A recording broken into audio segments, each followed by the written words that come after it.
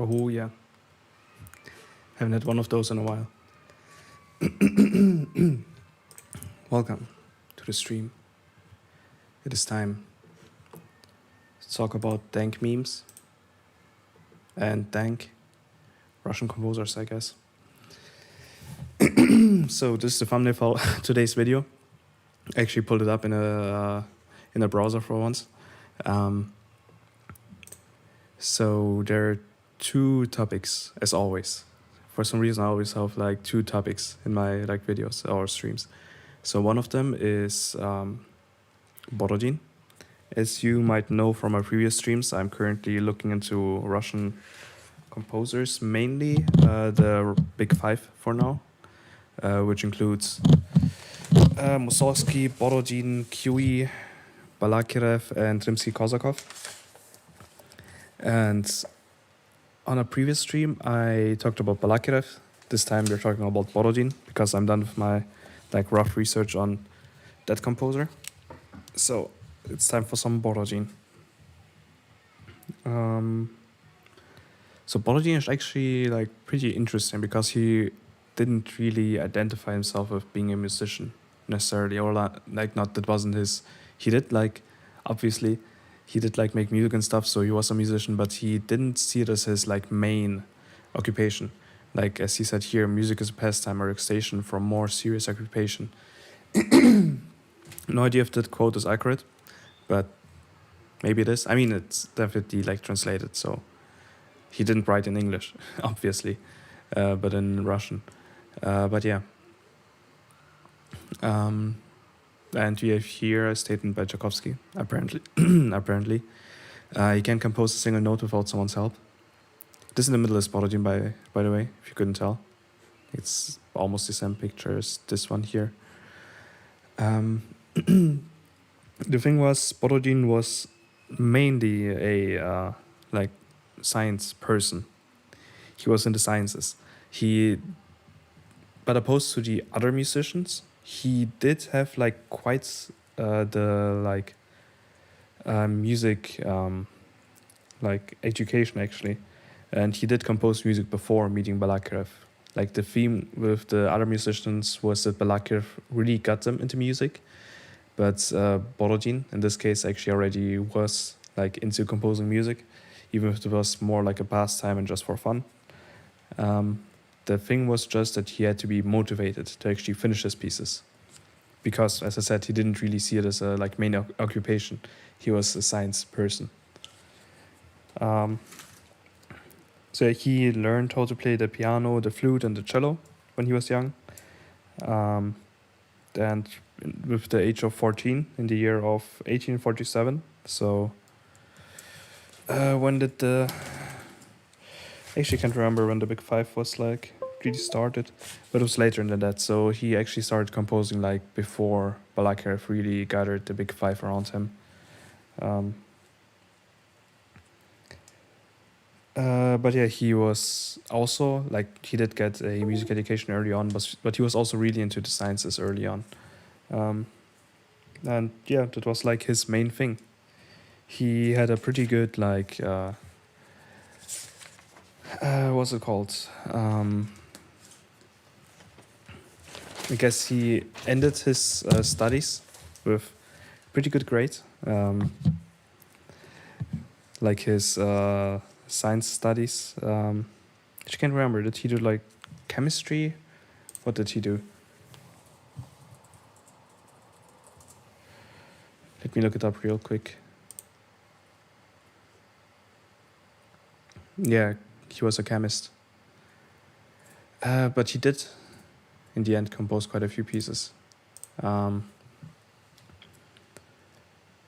He, like, one thing that I noticed is that as I like researched the lives of the big five, is that their lives sound more and more like some like romance drama. And the thing is that he went to Germany for like chemistry reasons, not for music reasons, and he met the pianist Yekaterina Sergeyevna Prodopop- Prodopopova, I assume is how she's pronounced.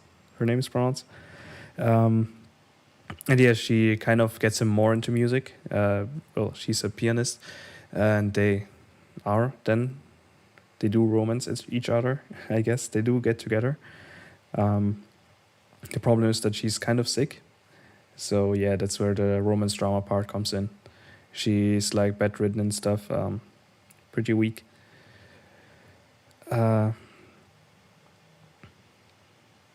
So yeah, back in Russia, after meeting Yekaterina, he met Balakirev finally. Let me actually look real quick when that was. And which year? Let's see. Borodin. I actually don't have. Oh, it might have been 1862. Yeah, I think I messed up, and yeah, it might have been 1862. I'm not 100% sure. Alfred, what's up? Oh, dang right. Friday is class time. So you're just back from learning, and it's time to learn some more about Russian composers. So I was just talking about Borodin, I mean, and how his life is kind of a romance drama. So yeah, in Heidelberg, in Germany, he met the pianist Ekaterina Sergeyevna Prodopopova, and she got him more into music. But it felt like throughout his life, he mainly still didn't really see composition as his main thing. He did get sick of teaching. Like I said, he was a chemist mainly, a science person, and he taught or like was occupied at a university. Pretty much up until the 80s. I forgot when Borodin actually died. Let me look it up. But yeah, he got more sick and sick of like university life because people were kind of addicted. They shut down his like women's courses. So yeah, I don't assume he really enjoyed it. Let's see, 1887. So yeah, he pretty much up until his death. It feels like he didn't really get much into composition. And the thing was, like, he had way too much to do in university, and he had to take care of his wife. But the other like composers and his friends really tried to help him with music. But usually Borodin was like, he only had time to compose when he was actually sick and in bed. But yeah, his friends and like the other musicians in the group of the five tried to help him out with composition. Like they said like, oh, you just do a rough sketch and I will arrange it into like actual like instruments and stuff. for example, or they would like I guess proofread and stuff, like things that aren't really related to composition itself. Or I guess this might include things like copying notes for musicians. Not sure. But yeah, in the 80s, so about 7 years before his death, pretty much, he did get more famous actually because of his piece in the steppes of Central Asia, or as it's called in Russian, Sredny Asia.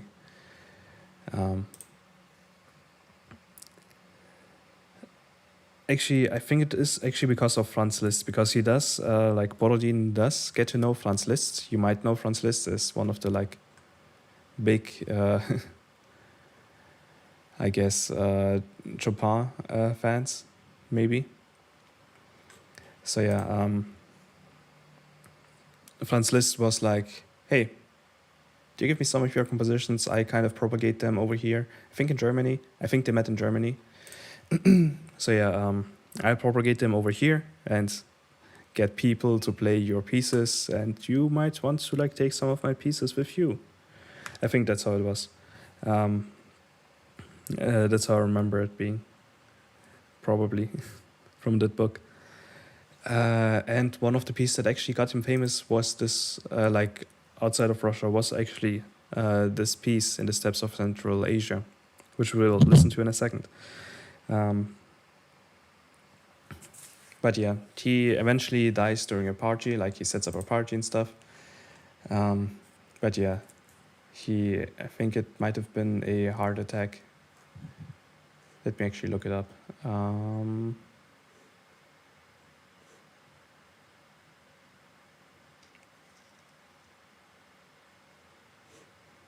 Let's see. Like he collapsed.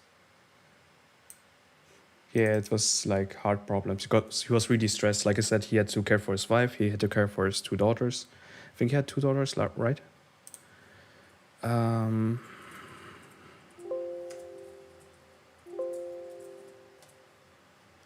3 daughters, actually. Okay. But yeah, he had to work a lot for university. They shut down his women's courses at the university. He kind of got sick of that. Yeah, way too much stress and stuff. But yeah, he did make quite a bit of music, actually, in the end. Even if he, like, didn't really, see it as a serious occupation for himself. Guess now you can tell why Tchaikovsky was like, he can compose a single note without someone's help, because he, yeah, as you said it, Alfred, he was pretty busy with sciences and he didn't really take composition that seriously. But Balakirev did kind of like Balakirev, the leader of the Big Five, so to speak, the Big Five Russian composers, did kind of drive him to actually make some progress. Same with Rimsky-Korsakov, who I believe offered, like, make that offer that I mentioned, where Borodin would just make like some sketches, some rough stuff, and Rimsky-Korsakov would actually arrange it. But yeah, but he did still make some really good music. I actually enjoy his music way more than, or the stuff that I've heard from him, way more than Balakirev's music, personally. Balakirev didn't get famous because of his music, but because he kind of made this group of those Big Five composers. But yeah, still like really enjoy like Borodin's music more, even if he saw music more as a pastime. Though I didn't get to hear quite as much music from him. I've heard that the romances are pretty good by Borodin, but they aren't really my kind of thing. But yeah, the two pieces that I really like personally are his string quartet number 2 and In the Steppes, obviously. So let's listen to really short excerpts so I don't get like blocked. Let's see.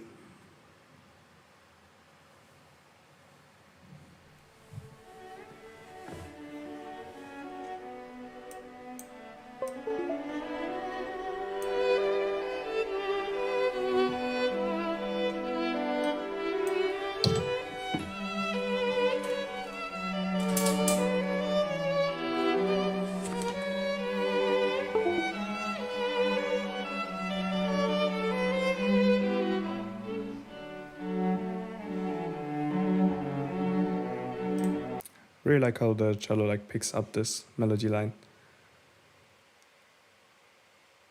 Wait, where is it? There's the cello. Okay, there we go. And in the steps, you might actually know this one. Maybe. I learned of it in school. We did analyze this piece, I believe.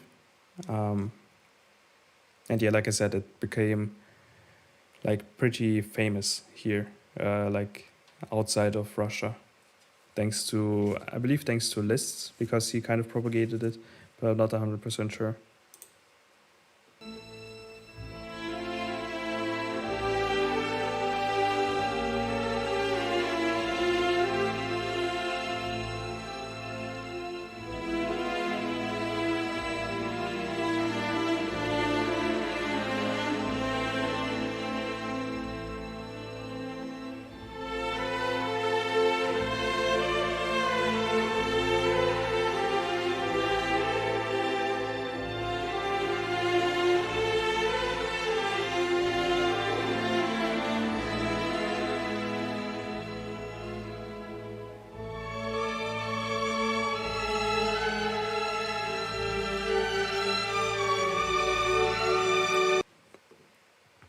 There you go.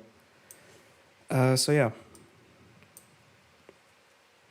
Yeah, it does sound like something from a movie. I could imagine people like using this for their movies. Actually, might have heard it in a movie before. Not 100% sure.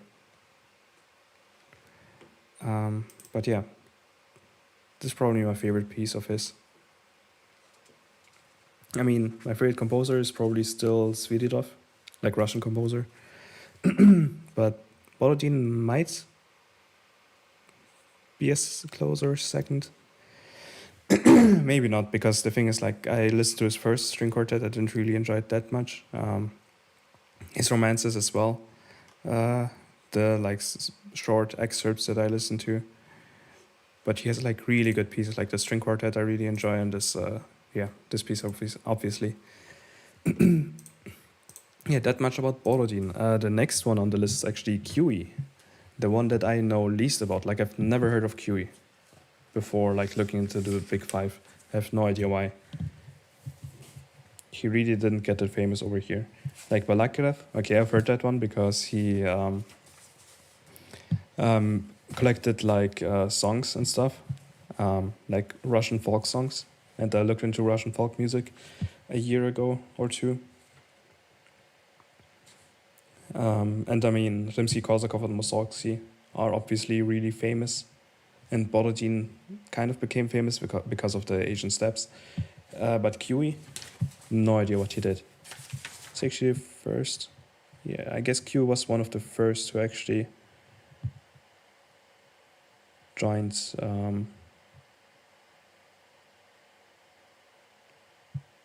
Yeah, QE or Mussorgsky, one of those joined first.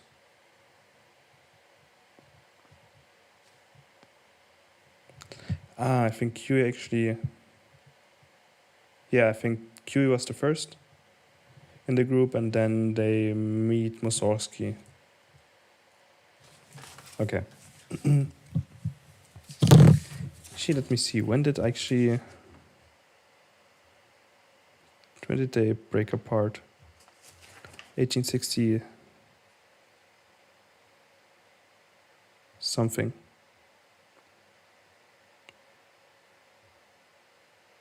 (1870s).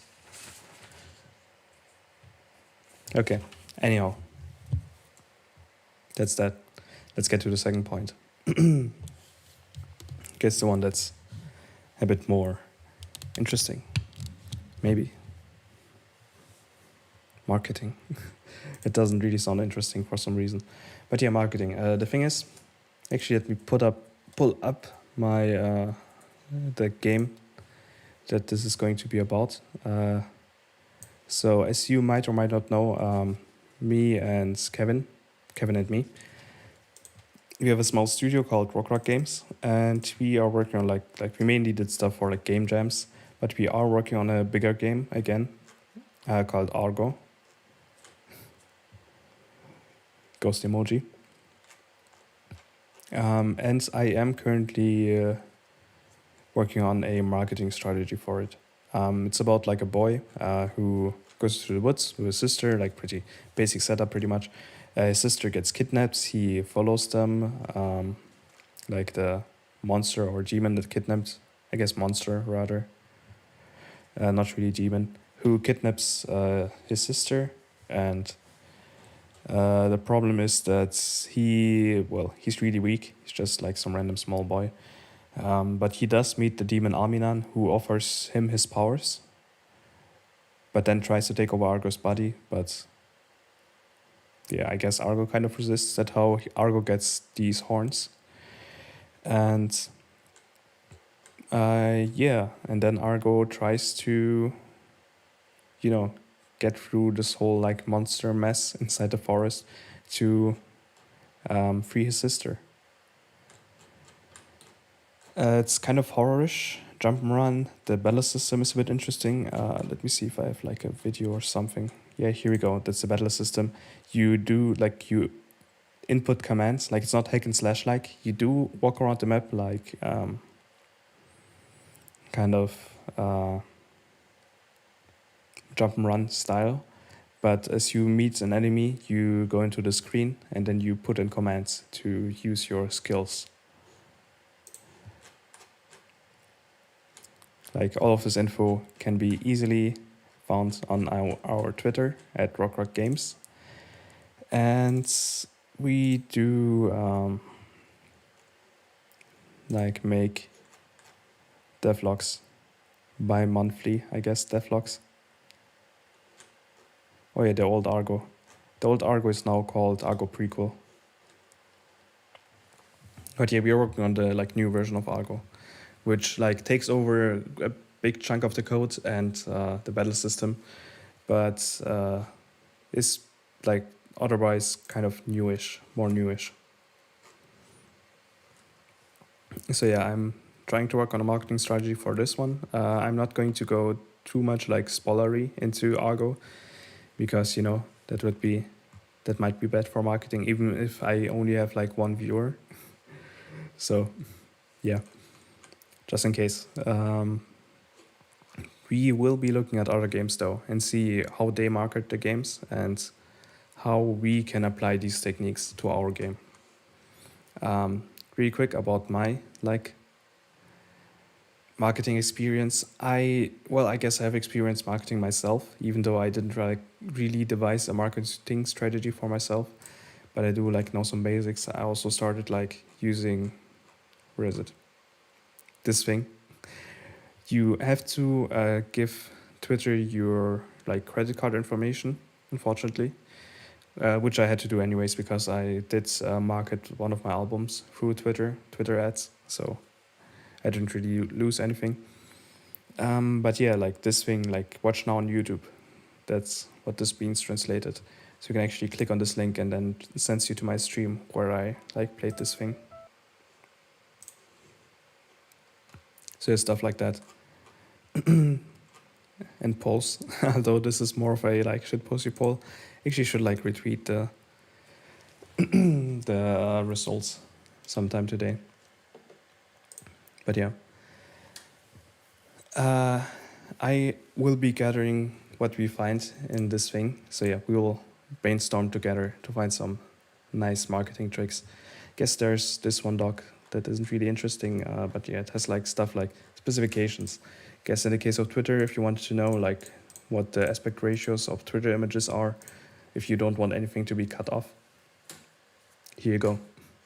I translated this into image sizes. If you take 1080 as the default main aspect, in this case some will be cut off slightly, but not by too much. If 1080 divided by 7, then multiplied by 8 is something like 1234 point something, 7 something, I don't know. Let me actually do that real quick.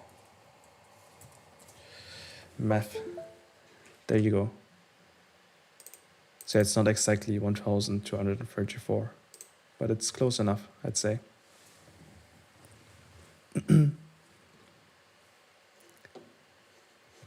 Oh yeah, the what's it called? There, now you can see me. Yeah, the resolution kind of sucks.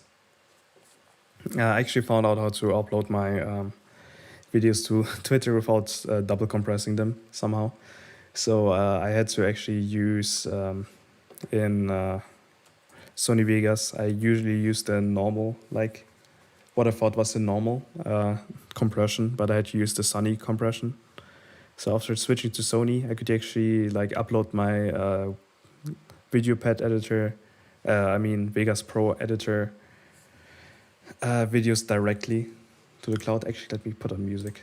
That's why I got this for, to have some nice music. What do you mean audio track isn't available?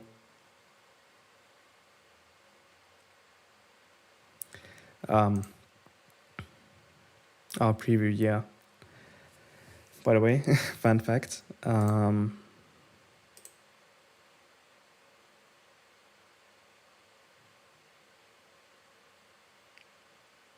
Let's see if we can find the right thing. So the thing is, I played that one. That's what you mean. Okay, I got it. But yeah, last time I actually played that like apparently copyright-free music on stream, but it wasn't so copyright-free after all. Like I get the copyright strikes for 2 pieces. Let me actually show you. Let's see, it was on the... Was it on this stream? But I think it was actually on the... No, it was on this stream. Here you go. Got 2 copyright strikes, even though the tracks were apparently supposed to be copyright-free. So yeah, I'm now using the YouTube media library.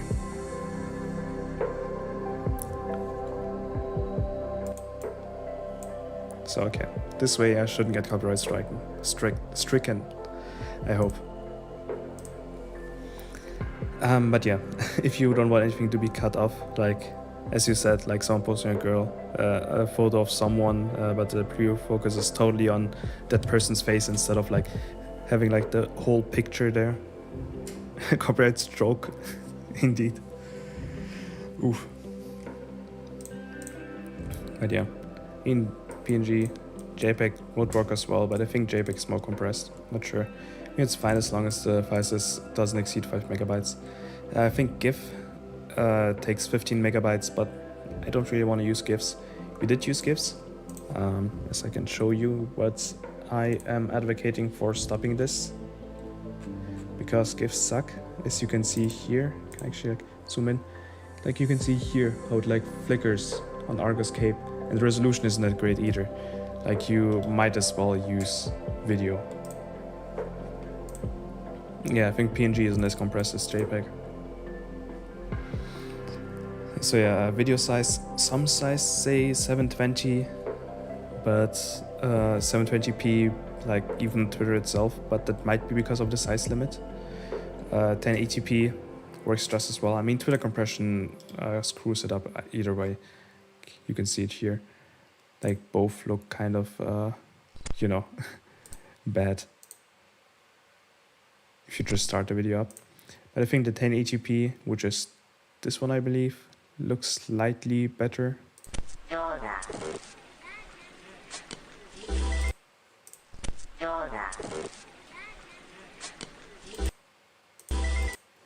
it looks slightly less blurry maybe. Yeah. And I've tried GIF as well. But GIFs suck. Or like I couldn't like really get them to look good without way too much effort. So yeah, here we are. The thing is, actually what's pretty interesting is if the video is shorter than 60 seconds, then it will loop, which might or might not be important to some people, I don't know. But I mean, your video should ideally usually be less than 60 seconds long anyways, because the majority of people like keep on scrolling after maybe 30 seconds. There's stuff about the bitrate, but I mean, you can like curb up the bitrate even beyond these suggestions.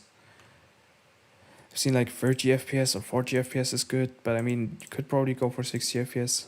I'm not sure if there's anything speaking against 60 FPS. AC can't use surround sound apparently. MP4 in a H.264 codec is good. But yeah, in most cases you can, I don't know if you really need to those things. Does Twitter not take 60 FPS videos? Actually don't know. No, it can actually be 60 FPS.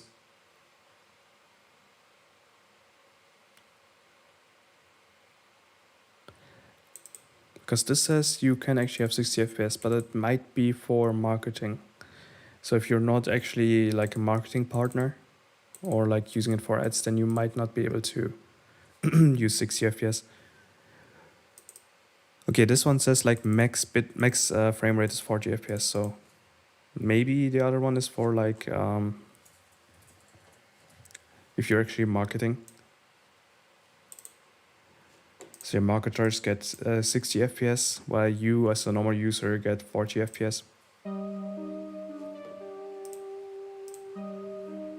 So yeah. And I have a few notes already done, like using video GIFs and pictures. You get way more engagement on videos compared to pictures. GIFs are the same, but I mean, you should use videos over GIFs, I found, because yeah, videos still autoplay. Like maybe before that the reason for using GIFs would be because GIFs autoplay and videos don't, but videos still autoplay unless you check a specific option that's to save like data. But yeah, and GIF quality usually isn't better than video quality. You get like this weird coloring thing, like I showed you over here with the like cape. So yeah, sub 60 seconds is usually good to make sure that people watch your video to the end. Sub 30 seconds is even better. Like usually GIFs would be just a few seconds long. Hi Kevin, what's up? We're talking about marketing. Kevin, by the way, is my game dev partner. There he is. Follow him on Twitter. So yeah. So videos with long build-up aren't really too great on Twitter because people like scroll through it, like they want to have like quick content. They want to see like the video get like right into the action in medias res, pretty much. So yeah, sub 30 seconds is pretty good because people actually might watch it to the end and actually catch all of the like important content that you want to show in the video. But if that doesn't work, then sub 60 seconds. And if that doesn't work, or if you like have all the important stuff within the first 30 seconds and you just extend it by 30 seconds more, just in case people actually do want to watch the whole 60 seconds, then that's fine too. But more than 60 seconds might be problematic. There are, of course, cases where you want to have more than 60 seconds. Sonic. Why I was searching for Sonic. Sony. I have found one example on Sony's page. But if you scroll through like Sony's retweets and stuff, you see that most are just a few seconds long. Like this one here, Resident Evil 8 thing is 4 seconds long. Miley Cyrus's thing is sub 60 seconds. This one subs 15 seconds, sub like around 30 seconds, exactly 30 seconds. And then we have this one, 2 minutes and 40 seconds. The thing in this case is that it's like a topic, like it's about diversity in the gaming field. So having like, I guess, dark-skinned directors and stuff for games, or dark-skinned people in games, women in games, stuff like that.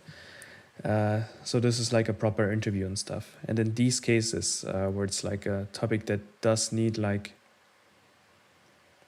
some more time to like explain it properly, uh, like using this like formats of like 2 minutes and 50 seconds, even though like, 2 minutes and 20 seconds is the max, but since Sony has a marketing budget, they can afford to like extend their videos. Like if you can theoretically as a marketer extend your videos up to 10 minutes, I believe. But yeah, it costs money. But yeah, alternatively, you could of course post a like teaser of like 60 seconds and be like, if you want to watch the full video, click this link, stuff like that. But I don't think that's what they're doing. Like they're linking to this side of really badly made site apparently. What the heck is up with this? This looks terrible.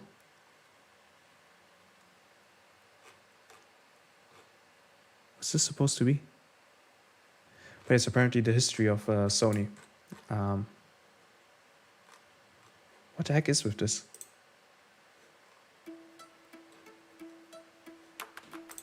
What's up with the text? Okay, anyhow. Like they link to other videos. Like you have this full video here, but their main focus is like showing you what kind of videos are on this site, while like getting through a like I guess sensible topic like this in full instead of like just a short excerpt. But yeah, I mean, in the case of video games, you can have like usually like 15 seconds might be enough to tease like some features and stuff. Like for game dev, longer videos are only necessary if you actually like need to explain something in detail. Like even trailers, you can make trailers like 60 seconds long, which is like more than enough. Let's go to the game dev hashtag. Most videos you will find are like really short. You have like GIFs. No idea why this GIF looks good. Like how the hell? Whenever I make GIFs, they suck. But yeah, might as well use like videos. Oof. Kevin wanted to donate, but yeah, I guess donating is kind of weird on YouTube. One day. But yeah, there are really good looking GIFs. I found actually like some examples of like really high quality GIFs. Like here too. Like why do they actually look good? And then we have like Argo over here. And you get like weird like cape flickering and stuff, and the resolution sucks. I've heard like people use there was some like GIF thing. But there was some like screen recording GIF thing. But yeah. Artstar remix. Give me like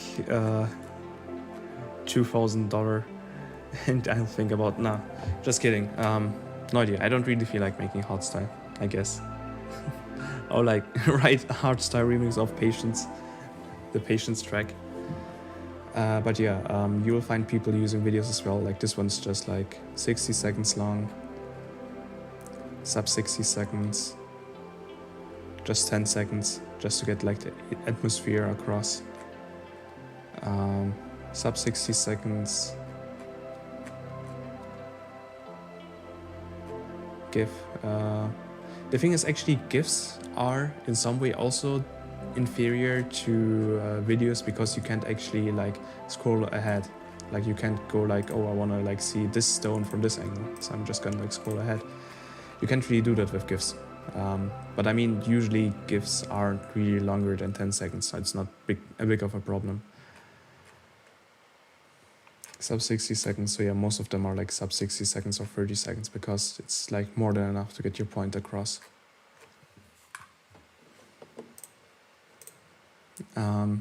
Like I said, unless you're like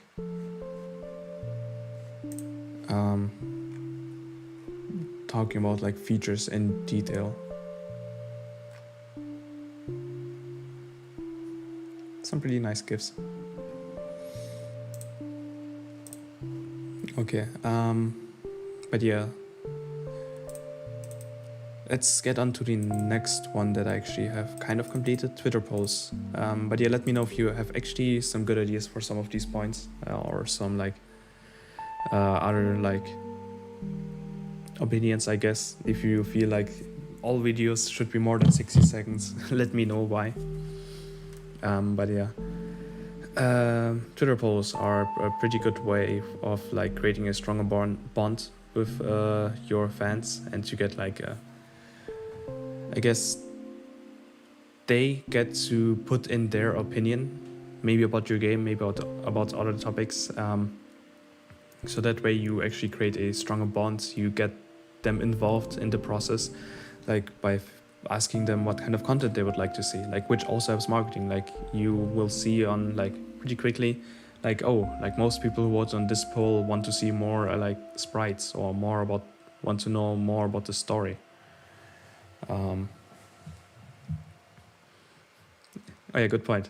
Any length video is okay as long as it keeps you interested. The thing is that most people like get disinterested after just 30 seconds. So yeah, that's the thing. Like I've seen some statistic, like 80% of people do watch 30 seconds videos, but the rest just like, I don't know, don't really feel like it, I guess. So Twitter polls, you can ask them what they like about specific, like what aspects of the game they like what their favorite character is, or like stuff like that. Also helps marketing, like you can feature that character more, or like feature more good sides about other characters, so people who are fans of those characters, or get to see more of those characters, even though most people are like fans of the other character, like to get more fans of, like, to show more good sides of other characters. Or like I said, just feature the most well-liked character more. Guess one game that we will be looking at marketing-wise, because I think it's doing a pretty good job, is Lovesick Darlings. I have no idea of Dimitri. Like I'm actually, like, I'm part of the game dev team, which is why I know like stuff about this. I had no idea if Dimitri has like some like how he what his connection to marketing is, but he's doing a pretty good job.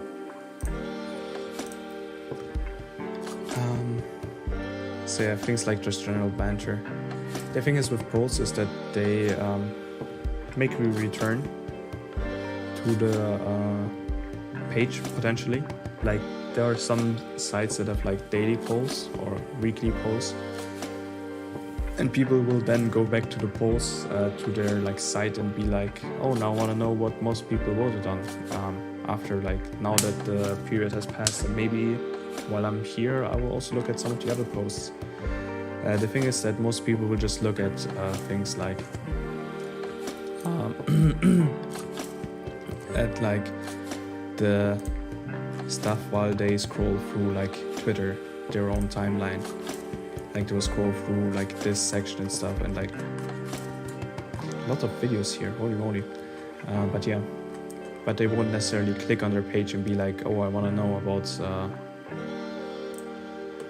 what they have posted like these past like hours or days.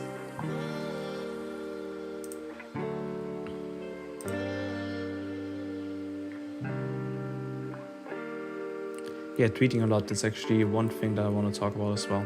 But yeah, let's get to the marketing stuff. So actually, let's talk about tweeting a lot.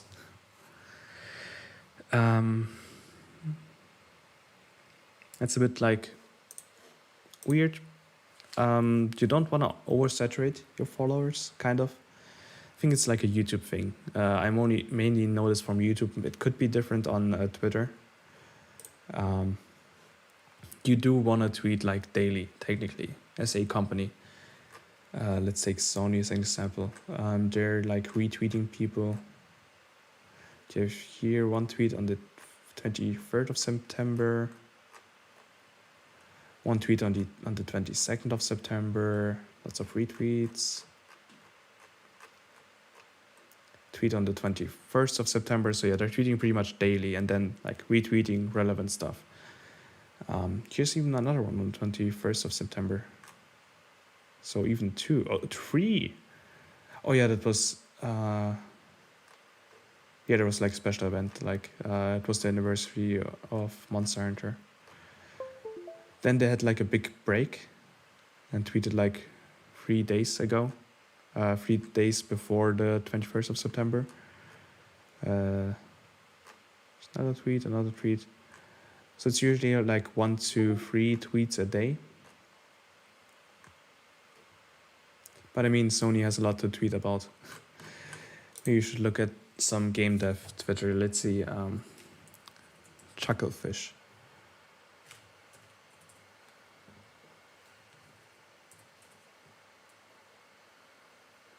Which one is it? Chucklefish Ltd?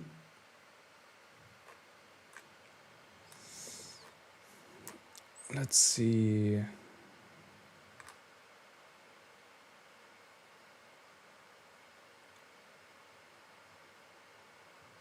So they're actually tweeting about other people's work. There's one tweet by them. There we go, Concerned Ape. I mean, he's an independent dev, so he doesn't really count. Like you can see here, there's like a month month break. But you usually want to tweet like regularly. But the thing is that oversaturation does exist. Unfortunately, so if you tweet like every hour or so, people will like get sick of you because you just occupy their timeline, especially if it's not like varied, there we go, content. Like you want to have content that's actually interesting. Like if you just post like random stuff about your game that's not really that interesting, then people will just unfollow you. One example, I will not name the developer because you know, that's bad practice. But there's I mean, because it's like someone in my industry in indie dev, but I mean, if it's like a big company, you can call them out. It doesn't hurt them that much. Let me drink something real quick.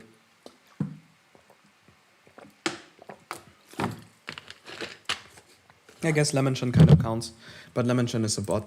Why would you want to follow a bot in the first place? But yeah, it's just a bot that retweets everything that has the VNDev thing here. Yeah, you can see here, this has nothing to do with visual novel development. And I don't think a lot of like the followers actually engage with the stuff that's here. Like every few hours, there are like tons of retweets here. So yeah. This is actually like non-created content, but we will get to that in a second, created content. But yeah, there's also another developer that like during the Kickstarter season, like they had a Kickstarter and they pretty much tweeted like multiple times a day about their Kickstarter. Fair enough, it was like with newish content every now and then. They would like feature a character or something, but they would post multiple times a day on Twitter and in the Dev Talk Discord server. Give me the music. And it would like, I personally got sick of seeing this. Like seeing like stuff about the Kickstarter like multiple times a day. Like people maybe log off into Twitter. I mean, there are people who log into Twitter like every hour or so and scroll through their feed. There are people who log into it like twice a day. I would like maybe take those that log into Twitter like twice a day as a reference. Totally depends on your user base, of course. If you have like older people in your user base, they will like log in maybe once, like the majority that is. You can't really generalize. But yeah, if you like tweet about the same thing twice a day or 3 times a day, you will oversaturate your followers. The thing is, Kickstarters are pretty like sensitive things. Like you definitely like want everyone to know that you're having a Kickstarter so that they actually go and donate there. And the thing is, like one person that might have donated it might miss it if you just tweet like, I don't know, 10 times within the full Kickstarter month about your Kickstarter. But I think it might work better if you pair it with like important, like relevant content. That's the thing here. Like maybe tweet daily. Quick shower. But yeah, maybe tweet like daily about your Kickstarter, maybe. But always pair it with something that's not Kickstarter related. Like, here's the character, and then link to the Kickstarter. Sneaky link. And not like, hey, you have a Kickstarter. Go give us money. Like 2-3 times a day. So yeah, that's like one thing to look out for. You don't want to oversaturate your followers, and you don't want to like post like the same-ish GIF like in succession. The problem with our game kind of is that we don't have that many art assets. Like this kind of same-ish to this and this and this. Like all of these look same-ish, so we kind of have to work on that. Maybe like less in-engine screenshots. Like that's one thing that we might want to work on. But then again, we tweet like once every 3 days, not like daily. So it's not as big of a problem, possibly. I should like tweet frequency, because our main platform is Twitter. Like we do use YouTube, but we don't really market on YouTube. We use YouTube for the like submissions for game jams and stuff like that. I mean, YouTube isn't, I don't know. I don't like YouTube as a marketing tool. If you're a game dev, let's go to Lovesick Darlings. They do get like a few hundred views, not a few hundred, a few tens views, up to 100 views on their stuff. This one even got like 300 views. There's the Kickstarter trailer. Obviously, you can use YouTube to host your Kickstarter trailer and stuff. I personally don't like using YouTube too much because as a marketing tool, because you don't really get that many views anyways. I mean, it totally depends. If you're like Sony and you have like tons of trailers to put out, you obviously get a lot of views on those, like all those trailers and relevant content like recording sessions and stuff. Let's see how much. Is there like a Stardew Valley channel? What's that guy called? Concerned Ape?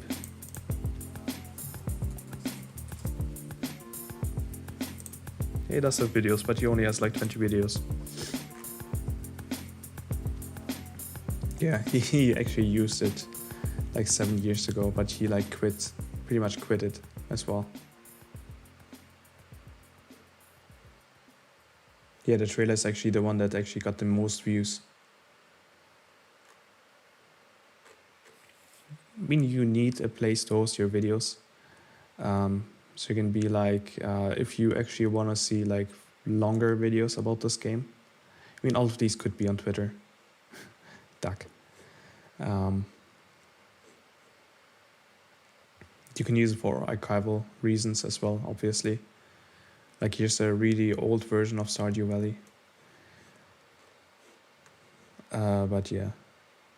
Usually you don't get as much engagement from it as like compared to Twitter, like from a personal experience. Like I said, unless you're like a bigger company who like has a lot of stuff to post on YouTube.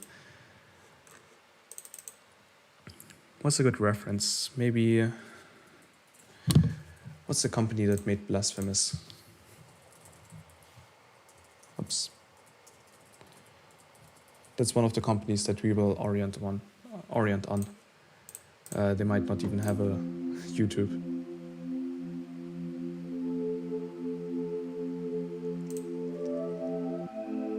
The Game Kitchen. Let's see. Do they have a YouTube?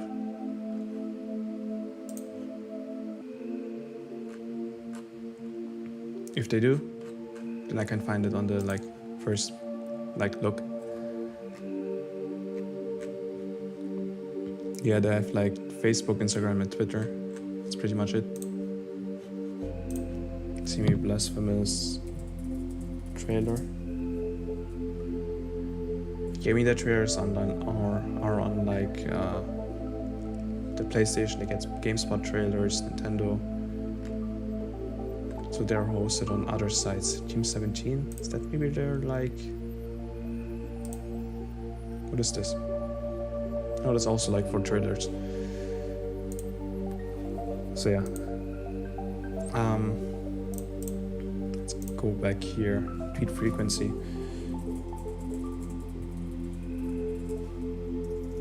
The one also trades followers with same-ish content all the time. Actually, that's also a thing on YouTube that I found. If you post videos 2 times a day, for example, you get way less views than if you post like once every 2 days, usually. What I've heard, at least. It's kind of the same, like if maybe... I mean, the thing on Twitter is people log in at different times. So if you tweet like once in the morning and once in the evening, you get most of the people, like throughout the different time zones.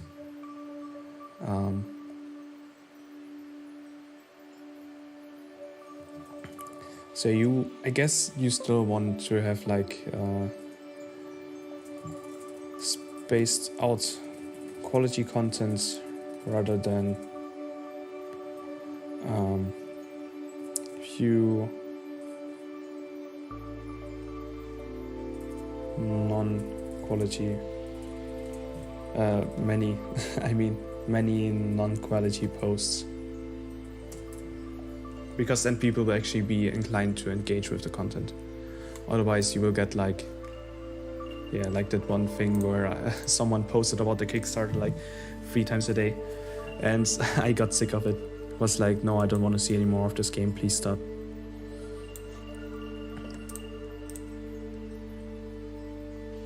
But yeah, if you're Sony, you can tweet like 3 times a day and have quality content, obviously, because you have like a lot to share. But if you're like a game dev solo like project, it's kind of difficult to get like really engaging content. And one of the reasons why I will mainly concentrate on Twitter and not go like branch out into YouTube and Instagram for that game is because you actually want to have like meaningful content that's different over the different platforms. Actually, I actually want to search for my marketing notes. Okay, maybe later. But yeah, if you post the same thing on Twitter and on Instagram, you like the chance of people following you on both can be slimmer, and you oversaturate them again with like the same-ish content. Like people who look into Twitter and then scroll through the timeline, and then they see the post like, oh, nice, interesting, and then they scroll into login into Instagram and scroll through the post, and then like, oh, it's exactly the same post. It's suddenly way less interesting now. Like the trade-off is, of course, that you get people who are only on Instagram or people who are only on Twitter. But it's way more work, especially for, I guess, me as the like marketing person. I have way too little time until like March and like April to like really market properly if I had like 2 platforms to worry about. So that's a problem. I mean, Instagram is way more like optimized for pictures, which is good for game dev. So maybe I'll think about it. But yeah, mirroring your posts on both platforms might not be ideal. Let me see if I can find my notes. Because the thing is, in case you're wondering what the heck to see now about marketing, I did take marketing courses. I'm not a marketing major or anything like that, but I did take quite a few marketing courses, so I know a few things about marketing, but we will have to do some analysis to get like the really juicy marketing stuff. Let's see.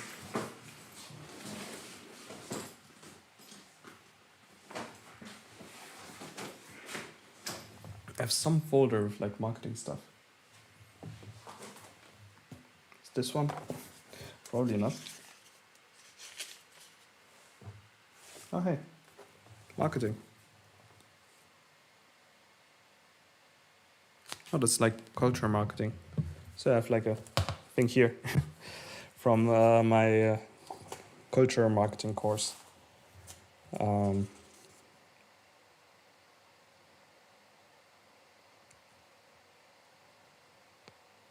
Oh yeah, there are different kinds of more like analysis that we want to do, but I mean, like there's stuff like the internal analysis. I assume that means like analyzing your own game, your own strengths and stuff. Analyzing the like your, what's it called?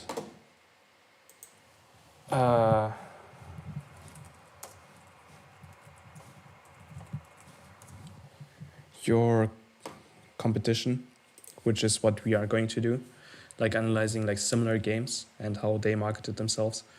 Of course, analyzing your like viewers, like what kind of people are you actually catering to, like what kind of people follow you and what kind of content do they want to see.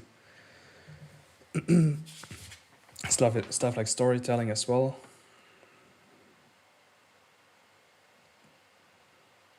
Like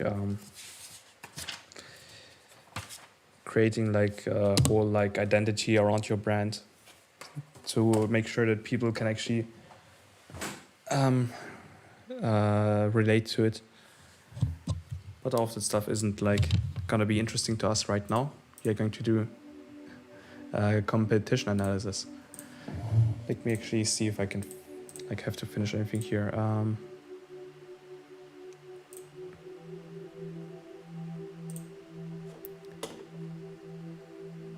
Let's see. I guess promoting others. I should mention that one. Highlighting others can make them and their followers aware of you. So, because they will be like, oh nice, they actually shouted us out. I should retweet that shout out, because then my followers will see how like famous we are, I guess, or how like other people like our game as well. That image up, I guess, so to speak. And you are, that's the thing here, the difference between Lemon-chan, the VN retweet bot that just retweets the same stuff all the time, or like that, I misspoke, that retweets like stuff under the visual novel hashtag, like that spams them out. So you get like, I don't know, 20 tweets a day or more. But yeah, you are like, no matter whether it's like good or not, it just retweets it. But yeah, if you as a person actually recommend something to your followers, then it's actually curated and they will appreciate it. Like, I guess there's actually, like this was actually done to us, Indie Game Lover. Like they made a highlight reel featuring the like Indie Word Order hashtag. There you go. So they highlighted like games on their site. Okay, there we go, it's loading up. So like it's actually like good content. There's us. Like good content, and people will actually like follow them maybe to see other games that they might miss. Like I could go and be like, this actually looks really good, maybe I should follow them. It also draws attention to them by like mentioning all of these people. Like here's us mentioning all of these people who are featured in this article, so we now know that they exist and we might be interested in following them.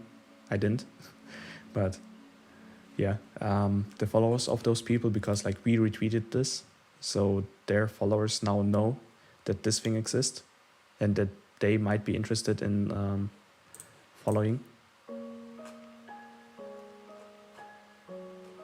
So yeah, that's a thing that you can do. And of course you can also cross promote. Welcome Alfred. We're currently talking about cross promotions. Or like promoting others. In this case, like this isn't cross promotion. Like we aren't like, at least not like intended cross promotion. This is cross promotion because they promoted us technically, and we are like, oh nice, we will retweet this so that others can see that we have been highlighted and that people appreciate our game, I guess. And this way our followers now found this like thing. Yeah, mutual benefit pretty much. Kickstarter people do this a lot. Let's go to the Lovesick Darling Kickstarter. As I said, I really like the marketing of Lovesick Darling personally.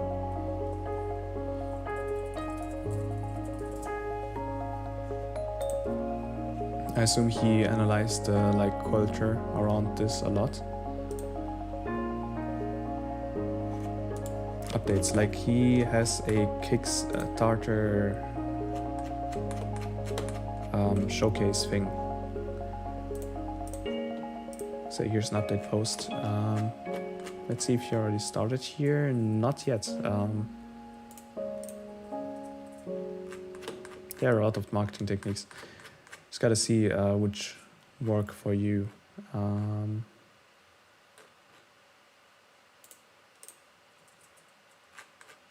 Let's see, when did they start cross-promoting other people?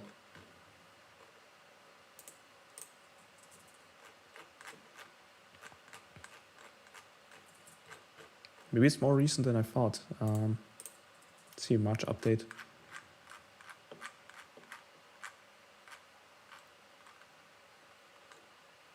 Kickstarter Spotlight, there we go. So they do like spotlight other people. They are providing curated content, being like, hey, this looks cool, you might want to check it out. And I, as someone who is interested in this, will check it out, and I'm like, oh, nice. Dimitri provided me with quality content. So I will check out all of these posts and the future posts to see what else they like recommend that I might like. So yeah, that's the thing. And they, in turn, Tomorrow Will Be Dying, might feature Lovesick Darlings. Did they? I'm not sure. When was this? You can of course plan this cross promotion. You can be like, hey, you're having a Kickstarter, I'm having a Kickstarter as well, and our game are kind of same-ish, so, or like similar. So maybe I will send my followers who like my game to your Kickstarter, and you will send your followers who like your game to my Kickstarter, and this way we both benefit. So yeah, that's the thing. 24th of March. Let's see.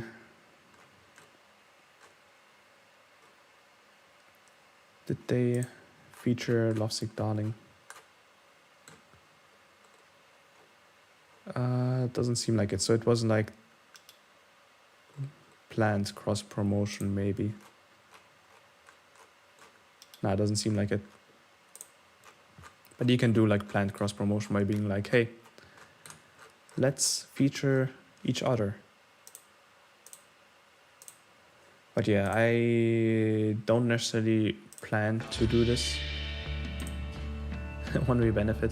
I mean, no, like I said, it does benefit the one who does like spotlight them. Like in this case, like they didn't plan with us to be like, hey, I will feature you on this list, and then in return you have to retweet my post so that people like find my Twitter.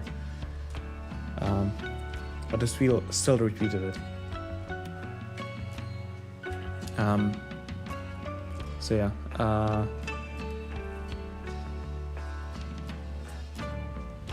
But I'm not sure if I wanna do that because I don't know. Feels weird. I do wanna like retweet created content, like be like, hey, check out this game, because so far we have only been tweeting about ourselves. As you can see, we haven't been like really retweeting other people, which is something that we should change. Actually, cross promotion on Kickstarter is a pretty common technique, by the way, in case you were wondering. Marketing technique. Tell me about it.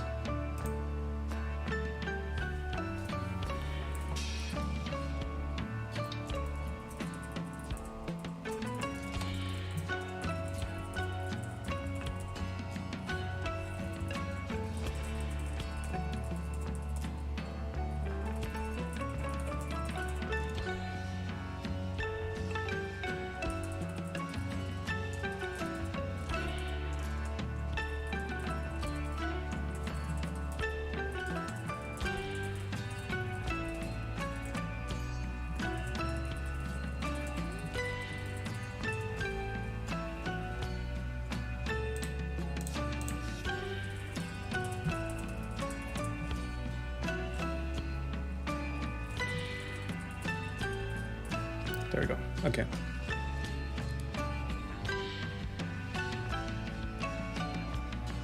Oof. Yeah, someone DM everyone in the forums about the Kickstarter if they're interested or not. They also provided their demo. Dams. Well, that is a marketing technique. It's an aggressive one. I personally am not a fan of aggressive marketing techniques at all. Like, not at all. Going to people's faces being like, hey, check this thing out. People have done this to me, like cold DMing me and being like, hey, check this thing out. And I would just ignore it. Because I would be like, no, I don't want this to be shoved into my face. So yeah, I'm not a fan of this. I mean, there are safer ways to do this without antagonizing people. The thing is, like, it's an aggressive marketing technique, just like spamming like your Kickstarter everywhere, like daily, like going on every Discord server and posting daily about your Kickstarter, just in case someone missed it on the day before. But yeah, people will, like, the trade-off, like the risk is that people will just get sick of you. Which isn't nice. So yeah, I have been debating about playing one of the games of the developer that did this to me, but after it did this like more, I was like, nope, I just gonna ignore it. I don't really feel like playing it now because my mood has been soured by this being shoved into my face. So yeah. Too aggressive for my taste. Aggressive marketing is kind of like a risk thing. Like, you can also, like, on purpose make something like really controversial. Like, you can go and be like,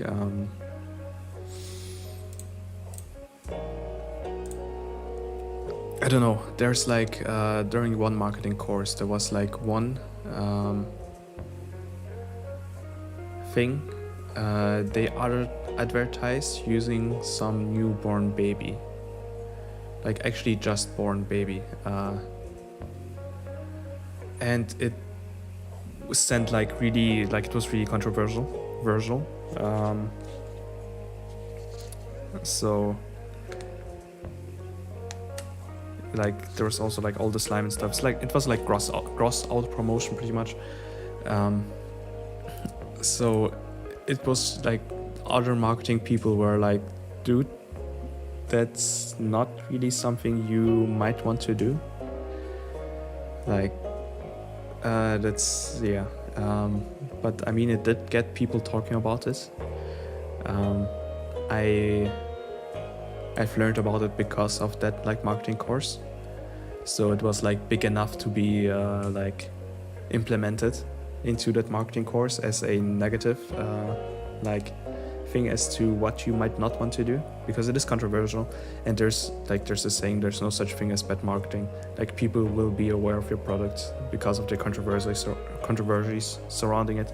People being like, look at what terrible thing this brand has done, and then people like who weren't even aware of the brand see this and are like, oh hey, they sell like pretty cool shoes, even if they apparently do suck. And I've wanted these kinds of shoes forever. Time to buy them. So yeah, that's the thing. I mean, it also depends on what kind of crowd you wanna like gather around you. If you like post like really controversial, like racist stuff, then you will get like racists that follow you. You will get followers, but they might not be the crowd that you wanna have. So yeah, if you go like totally dank, like totally edgy memes and totally edgy stuff, you might attract the kind of crowd that you don't want to attract. So being controversial and doing like rage promotion isn't really the best kind of thing that you want to do. But yeah, let's see, what's one other thing?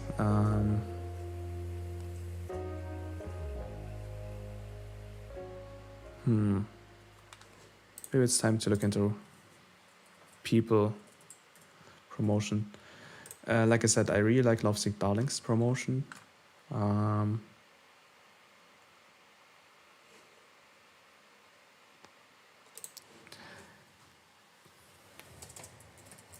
So topics, let's see, topics. Highlighting assets, obviously.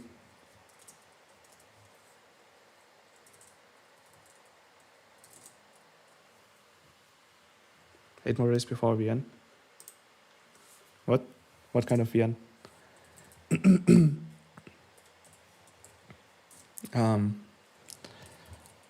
Highlighting stuff, which is what Dimitri has been doing here. The voice acting by highlighting Sarah Kennedy.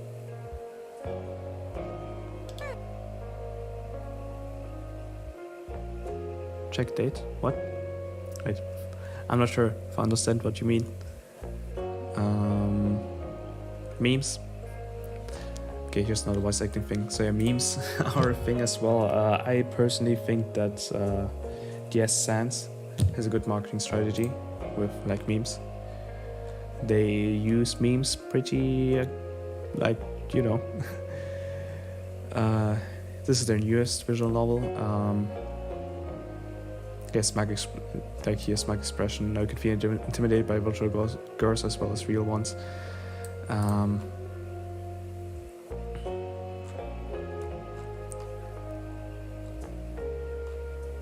Let's see.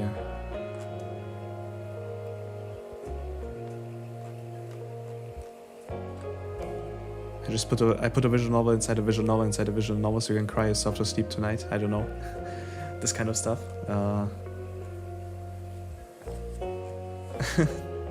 Damn it, Siri, I hate you so much, but the S and Teddy game ridiculous.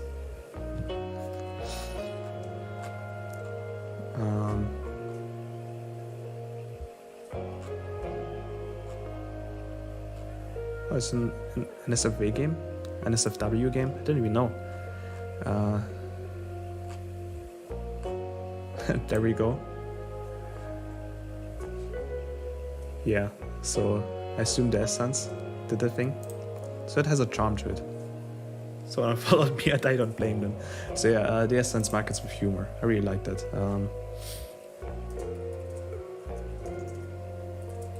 Memes about your game.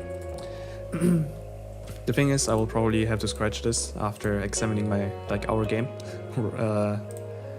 Because the thing is, Argo is a horror game, horror jump run, as you can probably see. It's like pretty dark and stuff. You have this like shadowy border here. You have like this thing here coming out of the portal. Make sure you repeat this again, just in case people want to see it again. So yeah, memes don't really fit it that well, I would say. Yeah, I mean, like the thing about the Essence game is that it's like romance at it. I think it has like maybe some comedy aspects. I've only played Sounds of Her Love, to be honest. I haven't played Chemically Bonded yet. Maybe one day I will. But yeah, I don't know what the marketing strategy for Sounds of Her Love was. But Chemically Bonded was like memed a lot. There was a lot of memery. Guess yeah, a lot of memery.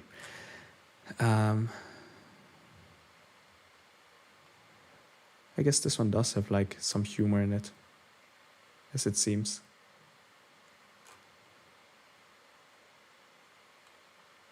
Oh, see? Got liked. This might be a bot actually. Yeah, okay, anyhow. But it's not just memory, it's actually like sprites and stuff as well. And music. Shout out to my bud, Red Robotics.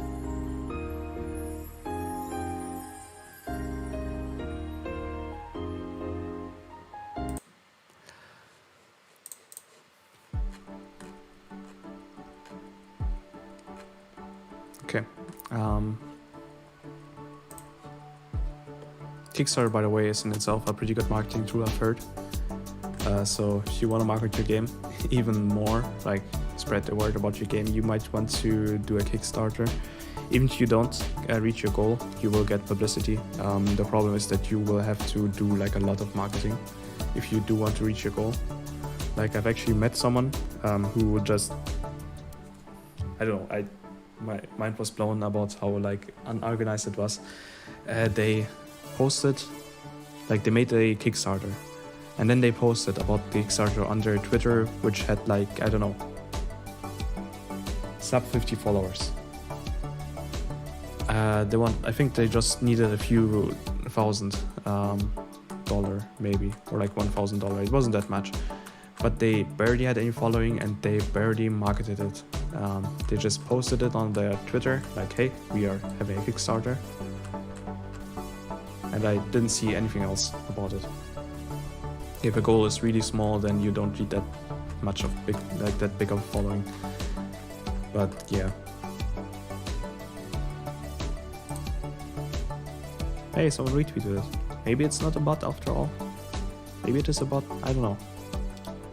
Who knows?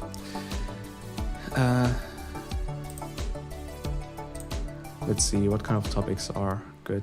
What kind of techniques are there? I can think of. I mean, the Essence isn't like the Essence games aren't the one that like really go into the direction of Argo. So you might want to look at Blasphemous. And another game that inspired Argo is Roguelands. Let's look a bit more into Lovesick Darlings actually. Like I said, I really like this stuff. Like here we have like funny things that are kind of memeable.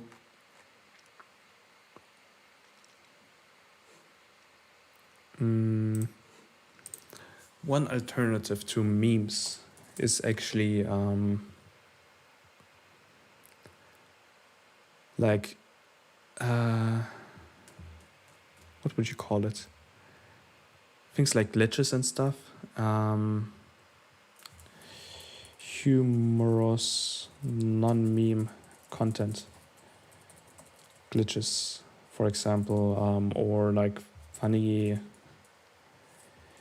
in-game things. I mean, in-game sequences, so people can actually see your stuff.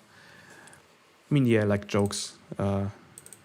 Jokes are included in this. We actually did it with Argo Prequel. Oh boy, I had to scroll down a lot for that one. Oh no, actually not. Here we go. So Argo Prequel, we marketed that one out too. And here's a... There we go, there's the bug. Like he spins around. So that's a nice, like, you know, glitch. Yeah, like you recording Vampire breaking on you. Like stuff like that.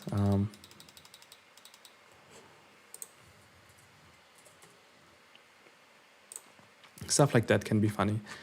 I mean, it's not as risky as memes for like if you're making a horror game. Like you can be a bit like lighthearted. It doesn't have to be all serious. But I mean, if you are all serious and go all into the horror aspect, you create a stronger identity around your game. That's the thing. Like if you break the tension, like that's been built up by your marketing every time by posting a meme about your game, it might seem a bit like disconnected. I'd really have to think about it if I wanna like post that kind of stuff, like memes that break up the whole like identity, like horror identity of the game.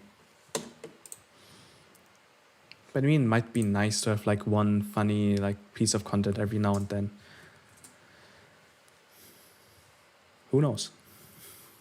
You would have to try it out. Marketing is a lot about trying things out, especially since you don't always know everything about the people like seeing your content. Just had an idea. All right. Fan content. Spin-off. Yeah, if you have like a comedic spin-off, is that what you mean? Not 100% sure. Yeah, fan contents. They actually did quite a bit of that. Here we go. So they did commission like artists. In this case, Mighty Cow, I guess. Which got like, look at this. Did get quite a bit of like stuff. It doesn't always work. Like I did commission a pretty famous artist for the poster art for one of my albums. Don't think many of them actually checked out the album, but they did appreciate the art. But I mean, in this case, it's actually an in-game character. Like the poster art was actually like it didn't have really a big connection to the album itself. It was someone playing the piano, and it was a piano album. But other than that, it didn't have that big of a connection to the album. And you could get the poster art if you bought the album, but I'm not sure if anyone really cared about that. Who knows? I didn't really get that many sales.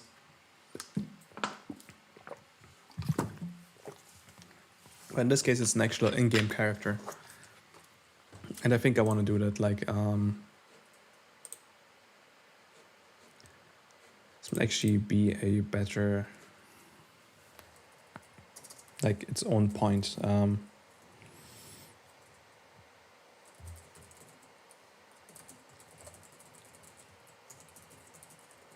Forcing or encouraging fan content. Forcing through commissioning artists. It doesn't have to be like art. It can also be things like music. Like you can be, hey, do you want to remix this thing? And I will, like you, I don't know. Here are the stems. Go ham. If you want to remix this. Actually, there's like a few people on a Discord that I'm in. It's a music Discord, semi-private, but I mean they can invite people. But yeah, it's like two of them do, like especially one of them does regularly do remixes using stems that artists have published. And if I, for example, see that they have made a remix using these stems, I might be inclined to check out the original, like, as an example. Let's see. And there was actually another thing I want to show you. It was also posted on that thing on that Discord server. Here we go.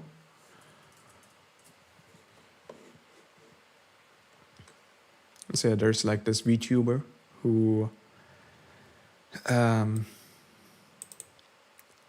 it's a contest in this case, but yeah, it's a remix competition.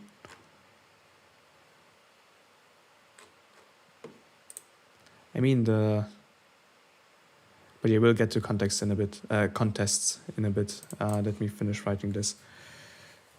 Encouraging through contests or providing assets. Like in the case of Love Sync Darlings, I think, right, actually, I'm not sure if someone just extracted the sprites or if Dimitri actually provided the sprites, but for Love Sync Darlings, people do have like the assets, like the sprites and stuff, and they can use these sprites to make their own memes. And people have made like really good memes about Love Sick Darlings.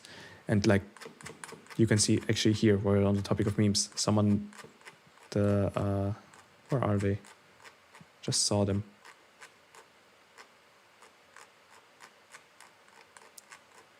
There we go. So they have actually a meme contest going on.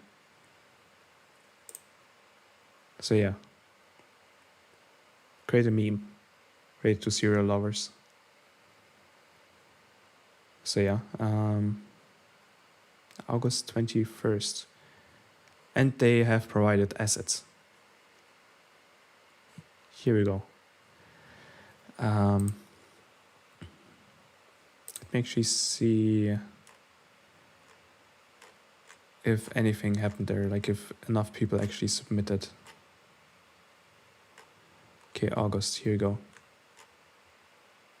Meme review. There we go. They actually had enough content for 16 minutes. Like, look at this, they actually got quite a few memes. This is fucking epic. So yeah. Memes. A good marketing strategy.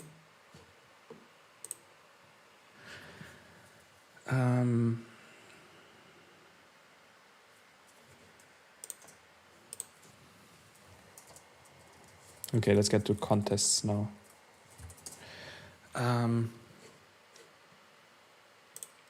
Yeah, here we go with a contest.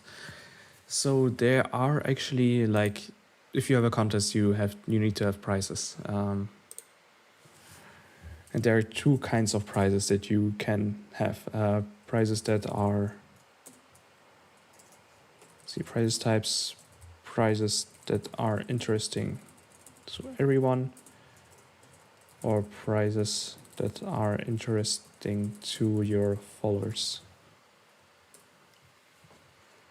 Here we have a case where the prizes are interesting to the followers, mainly. So here we go, prizes. Personal voice message from Calliope Mori. Signed pencil illustration drawn by Calliope Mori. Remix will be used as intro theme music for Calliope stream. You have another personal voice message. And like being featured on the live stream. So the thing is, like when I saw this, like this was posted on a Discord, I was like, wow, this sounds really simpy. You get a personal voice message. What would you do with a personal voice message? But I mean, okay, they're actually, if you, like as a marketing person for me, I can be like, I can tell them, I mean, it depends. Do they let you choose what you want to have them say? Like you can be like, okay, I want for a personal voice message, I want you to say that people should check out our game or our content, our art, whatever, our YouTube channel. Maybe. So yeah, it might be like actually useful in that case, but other than that, it's just useful for people who are fans of that streamer. Same with the pencil illustration. I don't know. Like if you're just some random person who doesn't know who this is, like what would you care? You don't care. The only thing you would care about is the remix will be used as the theme music for the stream for a month. So this could mean exposure. But other than that, I don't know. When I saw this, I was like, okay, whatever. I don't need this. I'm not interested.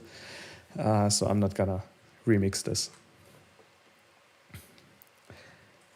So yeah, that's like one way to get people like one price category, so to speak. These are prices that are interesting to the followers. And the thing is, as a trade-off, I mean, yeah, she's popular, so she will reach a lot of people, but she won't reach people who aren't interested in her content. That's the thing. As opposed to prices that are interesting for everyone, that will actually get people who don't even know who this is interested in this contest. Let's see. Interesting to followers. People who know this might be interested.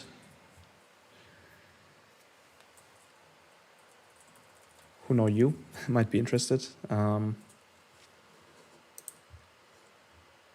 Because she didn't really make a risk by doing by providing prizes that would be interesting to her followers, because yeah, as you said, she's really popular. So there will be enough people who will be interested in remixing this.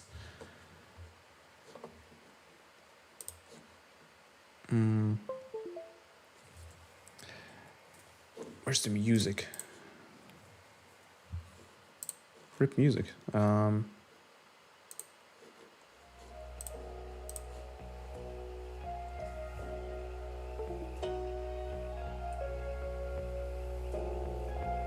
Not every prize will interest everyone, but yeah, I think I worded it really badly.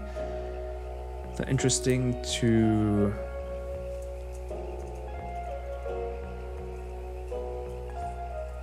okay, I got this. That are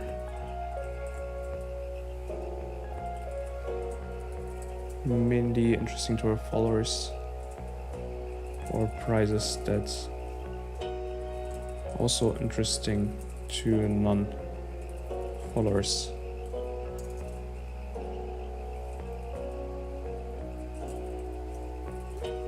There we go.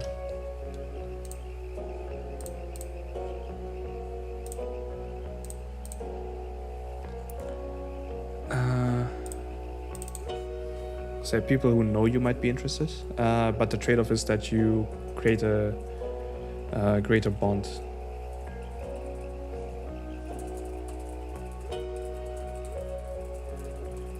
So there we go. With your followers.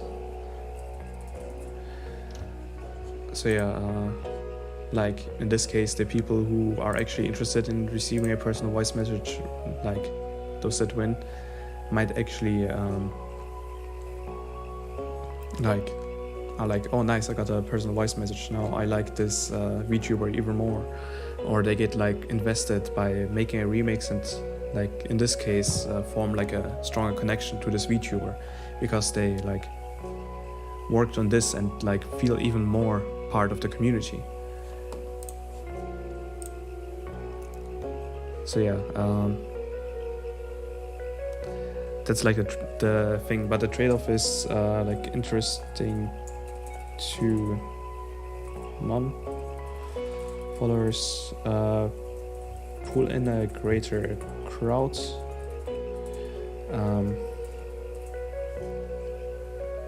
and creation of new fans. I mean, to some degree, you will also get like people who like find this VTuber because of this contest. Like, I don't know, someone, like in this case, this tweet, like this competition was posted on a Discord server I'm in, and I've seen this to like VTuber to some degree, but people who haven't seen her might be interested in her content and might check it out. Because of this competition, because they're musicians as well, and they might be interested in like in entering in this like competition.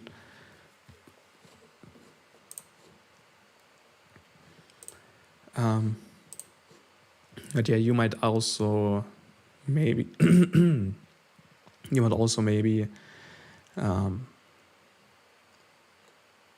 like as you said, you could theoretically have both. Like you can have one like prize that's interesting to the followers, and one price that's interesting, like alongside it, that's interesting to non-followers. Like in this case, it's kind of samey like this, like you get a personal voice message, but also you get exposure. So you get people who are interested in you to do this thing, but you also get people who aren't maybe really interested in it, but want the exposure. I don't need the exposure, so I don't know, this isn't like really a compelling price to me, but others might be interested.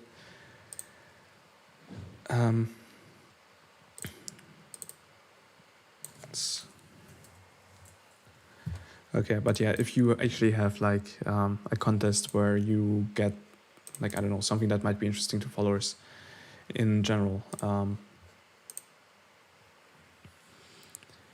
For example,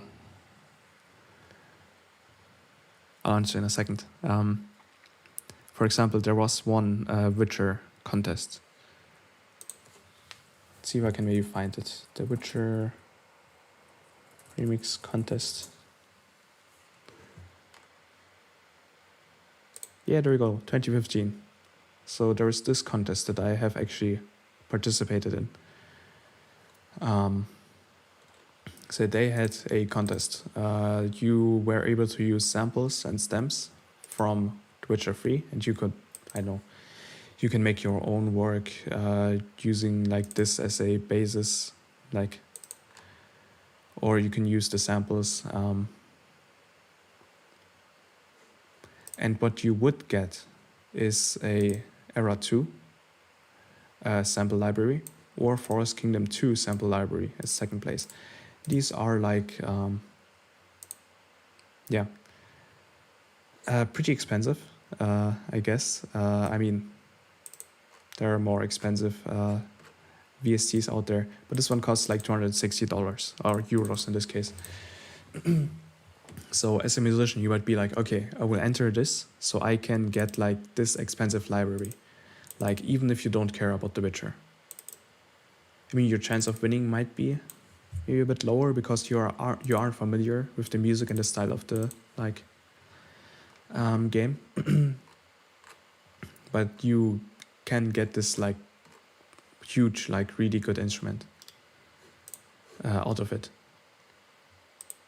You can actually get it cheaper on Thomann. But I mean, Thomann always has things cheaper.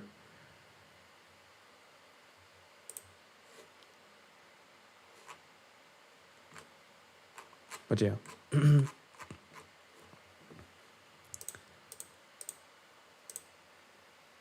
That's the thing. They actually pulled in people like me who haven't actually played The Witcher 3. Okay, what price can make you interested? To answer your question now.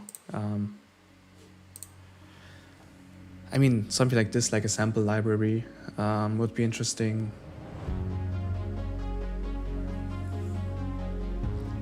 Let's see.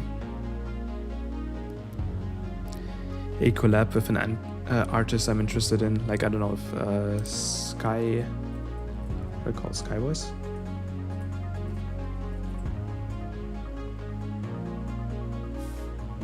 I don't know myself.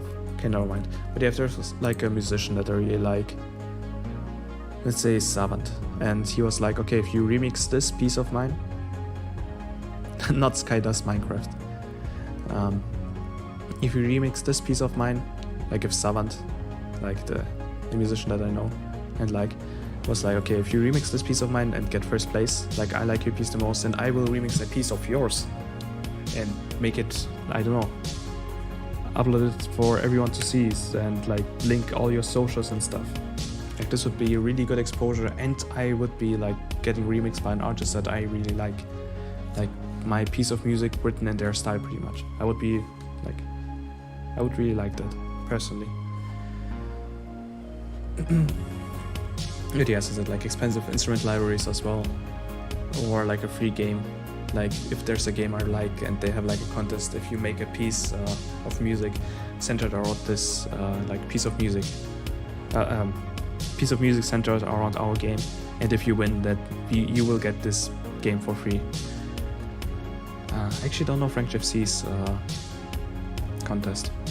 Might have missed that. Oh well. or I guess an artist that I follow, and they're like, if you make a fan music piece to this like character, this OC that I made, and if it wins, then you get a free commission from me, stuff like that. So yeah, but contests are pretty good for pulling in people and in general creating a like greater bond.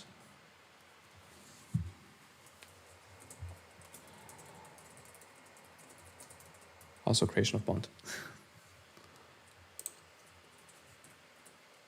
Because you actually get people engaged. Engagement is a big factor. Like you want people to actually be more invested in your thing. Like if they actually invest time in your product, like by themselves, without being forced to, obviously, then they will actually, in many cases, be more invested and more interested in your product.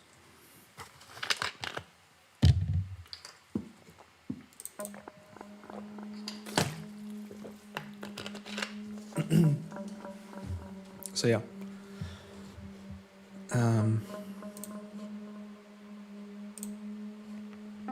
Contests are kind of like a subspecies of events.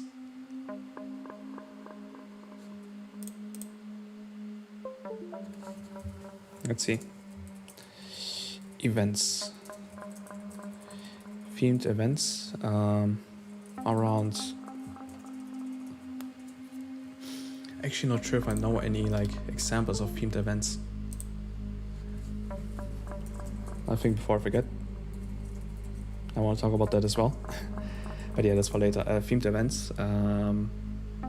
Like you post for 1 week, you post about one specific thing every day.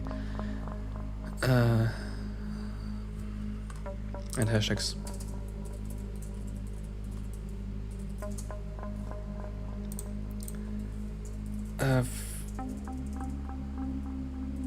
For example,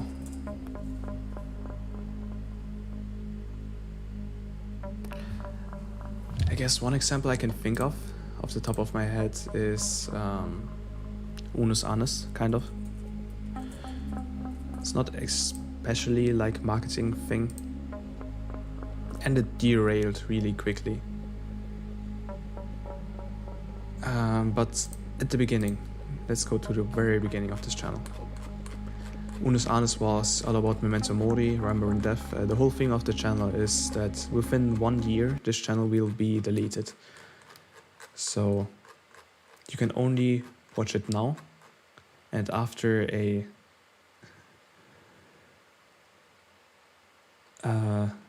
I guess it derailed really quickly anyways, but yeah, after a year, all of this will be gone. But yeah, it was kind of centered around death, but I mean, as you can see, it's kind of, I don't know. What does a Netipod have to do with death? But yeah, they did to some degree kind of have like a theme going of death with like the sensory tank. It's like, this is the closest that we will be to death. Like that's what death maybe feels like when you're like, the feeling that you get when you're in a sensory deprivation tank. Or they went to a casket place where like people could design and buy caskets. Or they explore like a haunted basement, like ghosts. I guess this has something to do with death. But I mean, this is like a 1 year event, and they derailed it pretty quickly because you can only have so much content that's centered around death.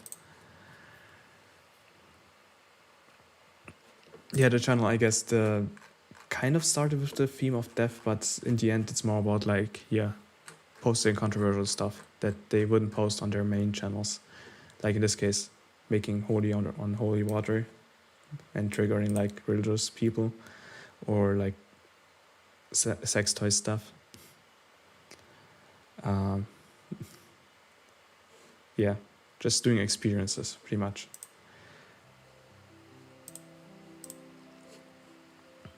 But yeah, what would be a good example other than that? I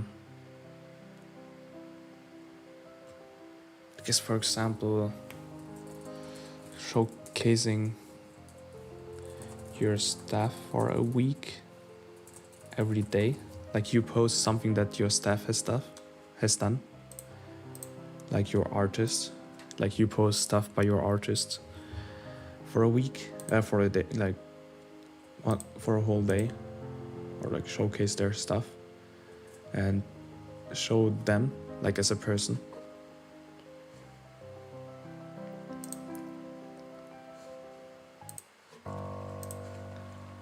Stuff like that. Oh, that's a pretty cool piece. What's another one?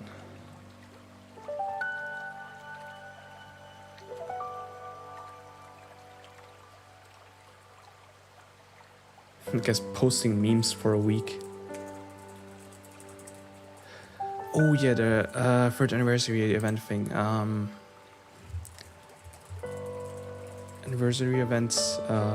Let's actually go to Undertale. Okay, Toby Fox.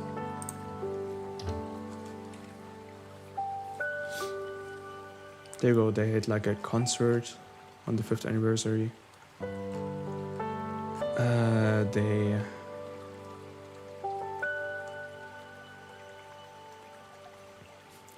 talking about oversaturation. I mean, in this case, it's like a timed thing. Like it was like on that day, so they spammed it on that day solely. If they spammed it like for a week, that's on the 16th of September, there will be an anniversary concert, then that would be problematic. In this case, it was on the 15th. And I mean, of course, promoted on the 16th, the day of the anniversary. They also had stuff like them being featured in the Famitsu. It's just a concert stream. There's like merch. That like extra merch.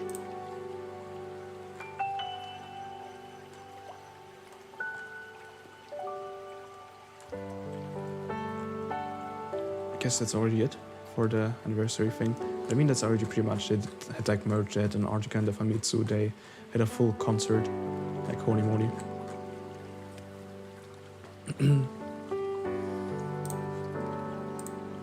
Stuff like that.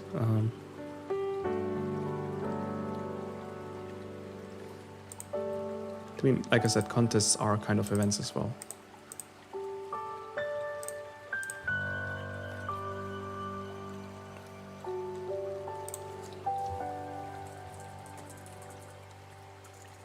Should we put events over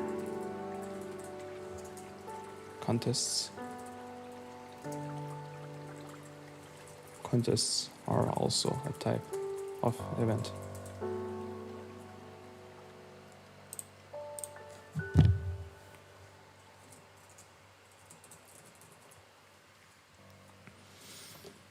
I mean, Kickstarter is kind of like an event, I guess fundraiser in general.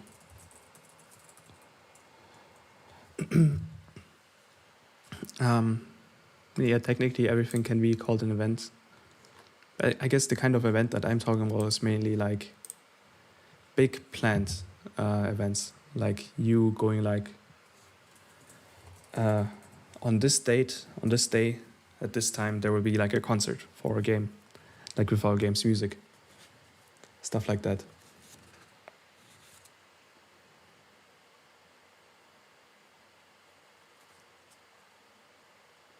Like in this case, like Post Memes for a Week, you would call it like the meme week or something. I don't know. I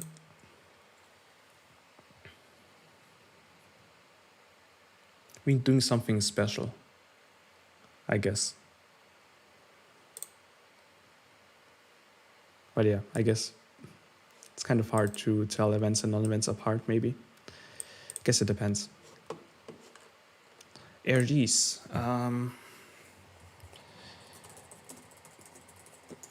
Mainly work if the game is centered around mystery. Might feel out of place if it's used for a non-mystery thing. um, RG baiting, let's call. Actually, I will explain RG baiting in a second. It's not what you think it is, but okay. The thing is with RGs, if something like, I don't know, Lovesick Darlings, or if DS Sans made an RG for their comedy romance game, it might kind of feel out of place. It might get people interested, but RGs are usually centered around mystery. So things like mystery games or horror games, which are naturally mystery, do lend themselves to ARG and ARG like focus. Undertale, for example, it's not a horror game. It does have a horror section, but yeah, it is like full of mysteries and hidden secrets and stuff. So that's why ARGs do work for it. Like there's like one section where if you like one hidden voice file, and if you decode it, you get sent to an Imgur link, stuff like that. So yeah, Undertale did do ARG similar stuff. Movies like to do this a lot, like horror movies, you would have like an ARG around it. Then you have stuff like ARG baiting, which means there's actually no ARG or mystery. Not necessarily Easter eggs. I mean, you can hide ARGs and Easter eggs, but I mean, ARG means alternate reality game, meaning you get set.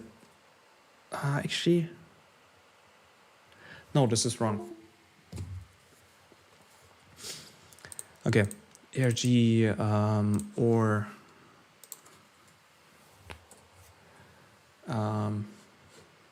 what would you call it?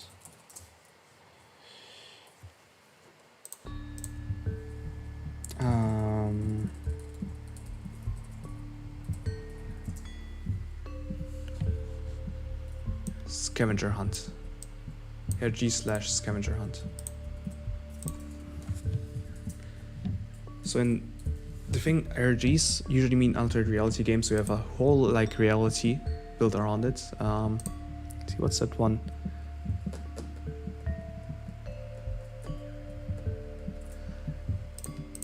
So you pretty much have like a world.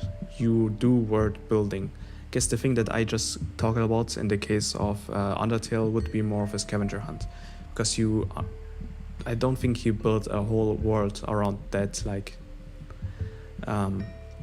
hidden detail. Easter eggs are like things hidden in games. RGs are things outside of the game usually. Like, I don't think you can have an ARG in a game usually, unless you go like breaking like weird walls that are like, this is a game about ARGs or something like that, or the character goes on an ARG hunt in this game. But yeah, ARG are usually outside of the game. They like, as an example, you have a horror game or a movie that is about a virus that is spread around the world, or like spreads and people turn into monsters if they get infected with it. You can then make like an ARG build around it. You make a website about a like fictitious pharmacy company, and as people dig into the company, they found out about the lore of the like this like fictitious ward that you're building. And you can, for example, sign up to their newsletter of this like fictitious pharmaceutical company, and they send you like an update saying like, we have made a breakthrough and we will be distributing like these wonder pills around the world soon or something. I don't know. But inside the like letter, there's like, or this email, there's like a hidden code that you have to decode. If you like take every first letter of their sentence, you get a some internet address, and if you go to this internet address, you see like hidden log files by the like employees of this company, and which say like there's like, I don't know, this our test subjects have been acting pretty weirdly lately after they have been taking these pills. And yeah, you kind of explore the world through like decoding things.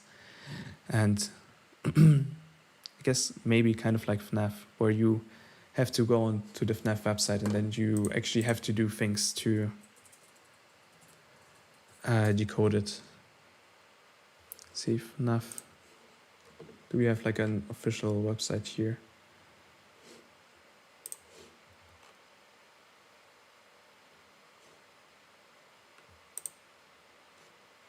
There we go, Scott Games. She really likes hiding stuff here. Let's see.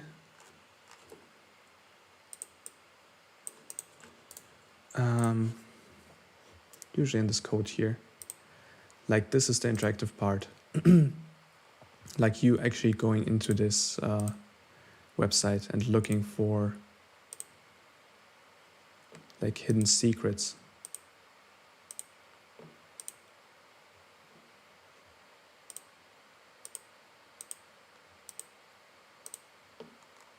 Okay, nothing's hidden here.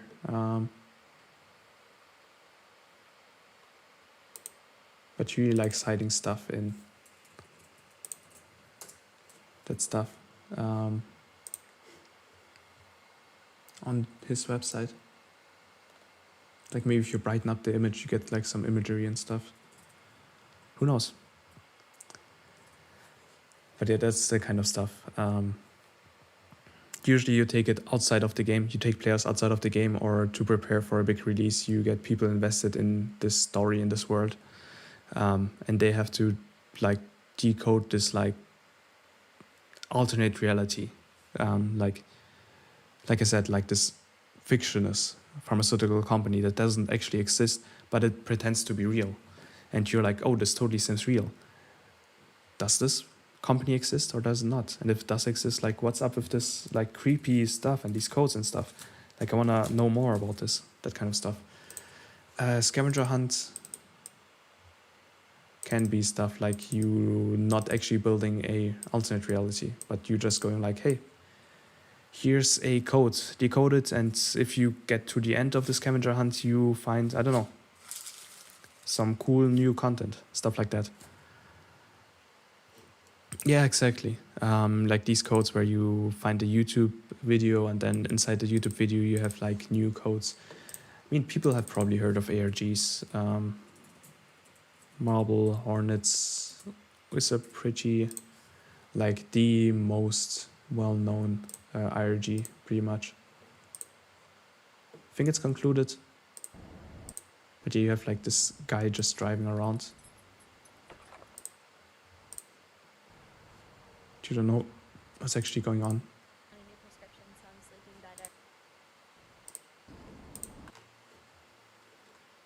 Then you have like this cryptic thing like 87. What does it mean? Is that a code? But I assume it means entry 78, 87, but yeah, you have like stuff here that you try to decode.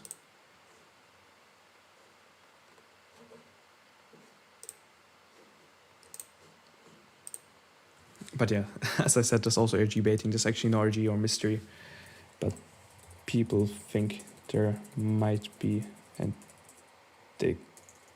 try to dig deeper. This actually happened with Unus Annus. Like people, when Unus Annus launched, they thought this was maybe an RG, and where you can find the thing. Here you go. This seems like an ARG. So yeah, judging by the first video, it seems to be an RG. So yeah, this didn't turn out to be an ARG. In the end, they actually made a whole doc, and the thing is that one of the participants of Unus Annus actually even posted like a cryptic image, like being all spooky, baiting that this would be an ARG. But nope, there's no ARG. it just looks spooky. There's also the Dream Diary, Twitter. Here you go, they like post cryptic messages like Green Minds I Welt Marotsuki, Hello Pub, Пожалуйста, испытайте загадочный мир. So please, I actually don't know what this means. Because Yuminiki is creepy and cryptic, so this kind of tactic actually could be like, please experience a mysterious world. Okay, this kind of tactic kind of works for Yuminiki. Then you have here like Salgo text and reverse text. More reverse text, spooky text. Like just Yuminiki Dream Diary. And then I think it's this one. There we go. Hello Team Yuminiki Dream Diary. Please hire a proper marketing team next time. I'm begging.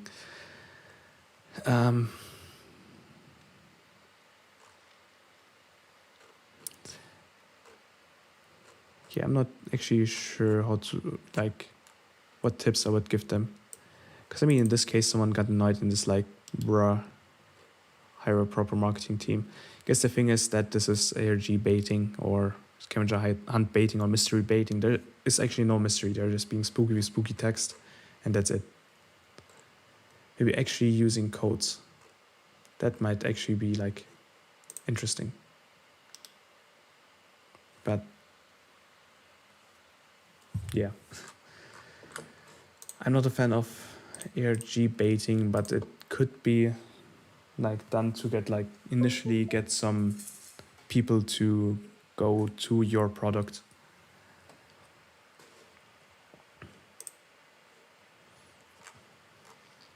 Yeah, codes and images are pretty interesting oftentimes. But yeah, this is actually, oh, met father.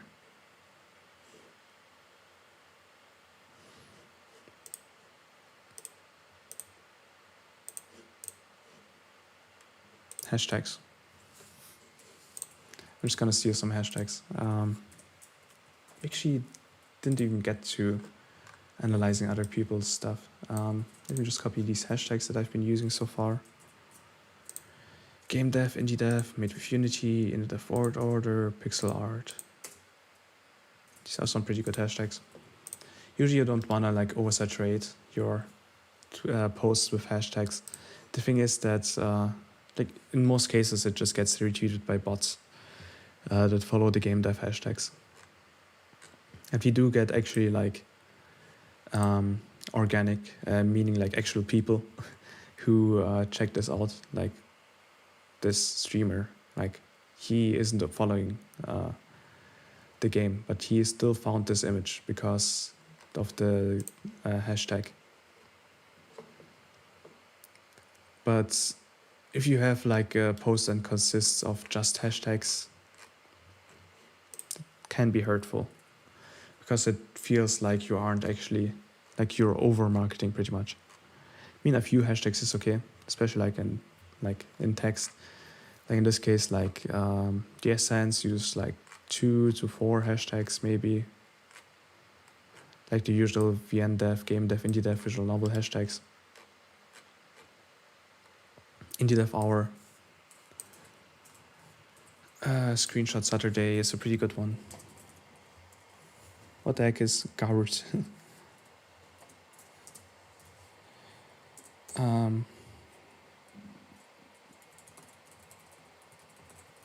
Screenshot Saturday.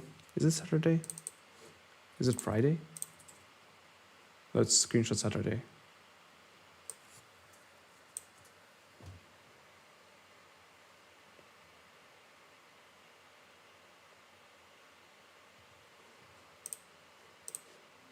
So yeah, if you spam your thing with hashtags, it looks pretty bad. She kind of find like a bad example. Can't really think of one from the top of my head.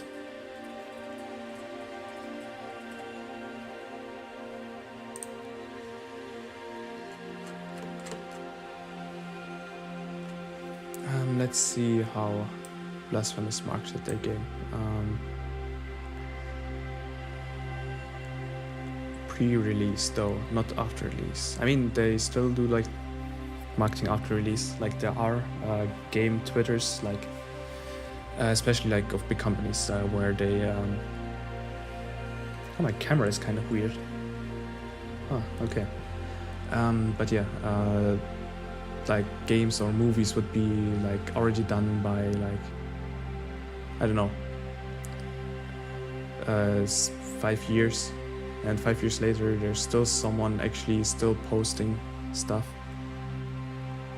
What the heck is Holomyth? Is that like VTuber, a VTuber thing? Yeah. I mean, that's not really a hashtag that I need for game marketing. Let me look up Guard, if it's really a real... Ah yeah, it's the shark one. Really don't like that picture. Okay, that's Arknights. Anyhow, only use relevant hashtags. Where's Blasphemous? There we go. So yeah, they still post updates. I mean, they are releasing a DLC. They have released a DLC recently. They retweet fan art. Lots of fan art. There's a competition that was going on, so they are still active even though Blasphemous has been out for maybe a year, and the thing exists since 2016. Let's see, when did it release? 10th of September 2019, so it's been out for a year and they are still like posting updates and stuff. Wish you could sort by like oldest tweet. Actually wanna like see the oldest tweets by Blasphemous.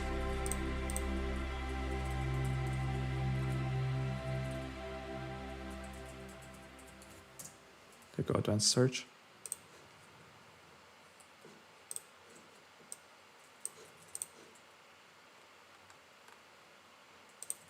This and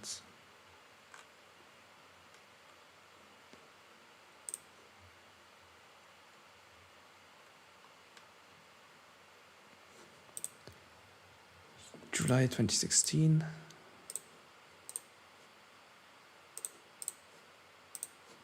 Like they had this account 3 years before the game was released.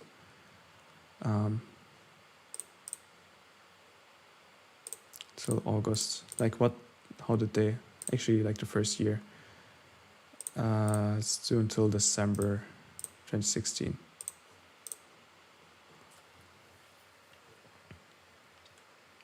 Posted art, lots of scenery. Like they post it like every 5 or so days, it seems, but still regularly. Concept art. Actually, I should put like concept art in here.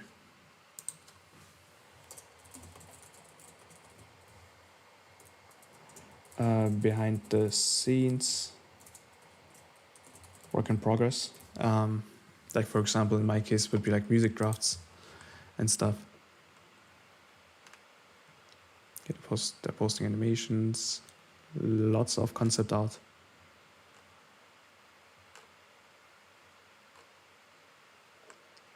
Like look at this, they barely had any like engagement. It was like 20 likes and stuff.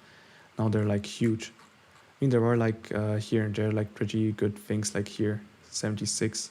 They didn't use any hashtags actually, but they still got all of these like likes and retweets. But I could imagine they would have got more with hashtags, because we are getting about the same, even more, with hashtags, as you can see on our Twitter.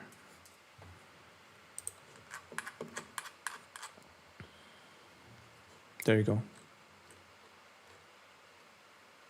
I mean, just maybe slightly more, not really that much more. But I mean, this one had like 26 likes, 13 likes, 11 likes, 13 likes. So we're like hovering around like the 10 mark.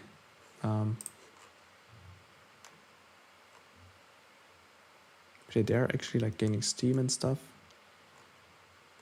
Animations, Screenshot Saturday.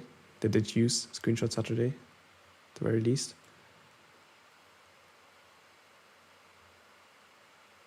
I think the thing was that for them, the art was a big feature. Like, they post a lot of concept art, a lot of like animations. The thing with us is that we are a team of a programmer and a musician. We are commissioning one artist every now and then for the art that you see here. And then the programmer, Kevin, also does like adjust art. Like this, he did this using the sprites that were made by Unfuneral, our sprite artist that we commission every now and then. But he isn't like part of the core team pretty much. He's or core member, he's a freelancer. Yeah, art is more appealing, especially on things like here, Twitter. Here's his art, by the way. He's awesome. He does really awesome art.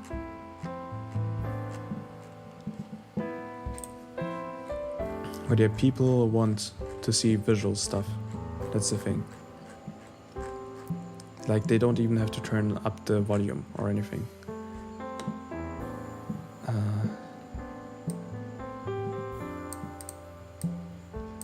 Like, the problem with posting like things like music, for example,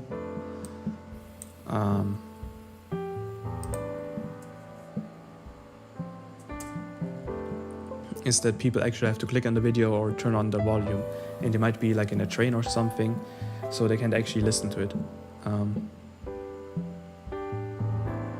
Oh, Becker. The thing with here you have a work in progress thing. So the thing with like animations and pictures is that people can see on their first like view, they can see like, oh, this is nice, I'll retweet this or like this. Yeah, or on mobile data as well.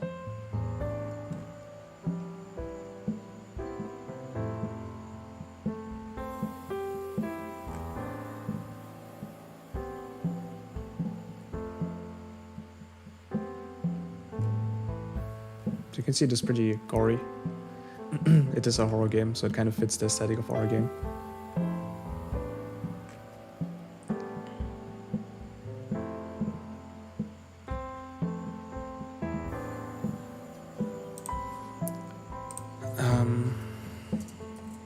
Feedback is the kind of content you could ask for. I guess especially using things like the Twitter polls. There we go. Oh no, there we go. Merge. You could use merge, technically.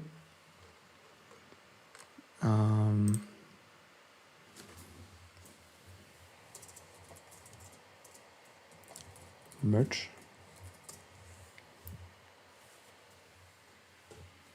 Things like t-shirts and stuff.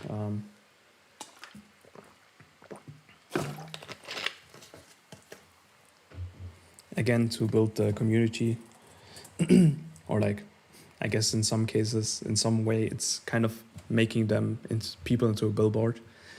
In the case of t-shirts, like people will wear a Blasphemous t-shirt, and then someone else will come in and be like, whoa, this looks cool.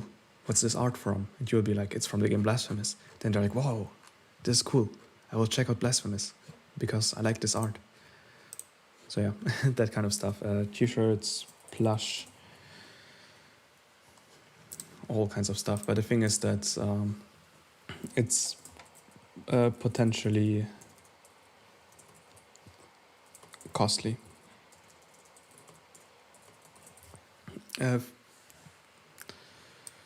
especially like in the case of plush. I mean, t-shirts not that much. You can be like you can make a t-shirt design, and on like some random t-shirt site, and you won't have to pay anything, but they do get a big commission from this, like the t-shirt site itself. But you don't pay anything until like they're actually bought, pretty much. Plush, on the other hand, I don't think there's really any way to do that. You actually have to invest into like getting plush toys, and then you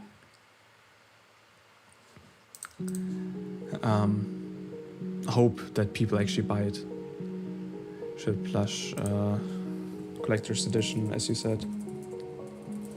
I really like collector's editions. Actually, this is the main reason why I donated to Chromatos. Because they had physical rewards. The thing is, physical rewards are really like costly, and they take a lot of effort because you also have to ship them. So yeah, that for me that would be too much effort. But yeah, Chromatos did it.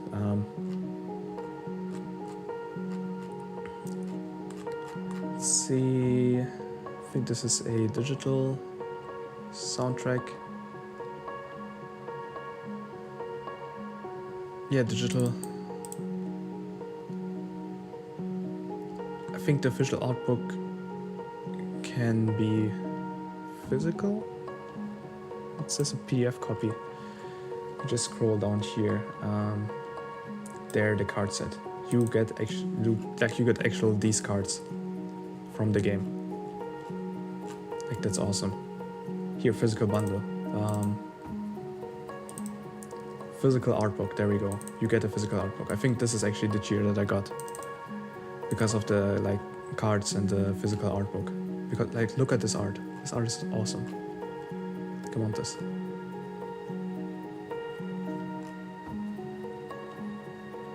Also get a poster here. Signed chalkboard.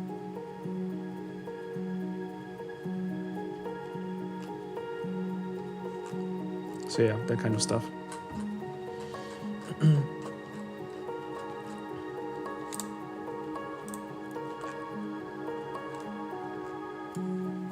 It's really interesting that they didn't use any hashtags at all, but I mean, they did get famous even without them, because of all the amazing content that they've did.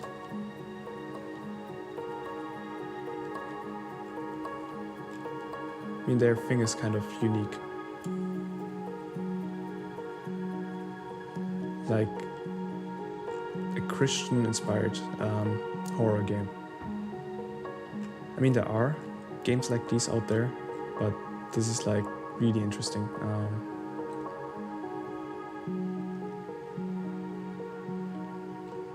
This I can't really recommend, just posting links, because it's okay. The thing is, the less clicks, the better. You don't want, ideally, you don't want the people to click on anything at all, which is like the case for like in videos. Like here, you scroll through a feed and they're like, "Oh, this is a nice GIF. I will like and retweet it because I can like see it immediately." In this case, you actually have to click on a link to be redirected somewhere. Ah, there we go. Okay, I have to click on the card to be redirected here, and then it potentially opens your Spotify app that you are already listening music on while you're riding in the train and browsing through Twitter. Usually you want to use like videos, so people don't actually have to click on anything. Like the less clicks, the better, definitely. Same for like site design, website designs. You don't want people to click on like links usually to get somewhere. The less clicks to get to where you want to get people to, the better, definitely. Okay, here again, SoundCloud. Like right now, a feature that I've tried out, as you might have seen, is this here, where you actually have a video and you have a link embedded into the video that sends you to the video. I think I've shown it at the beginning.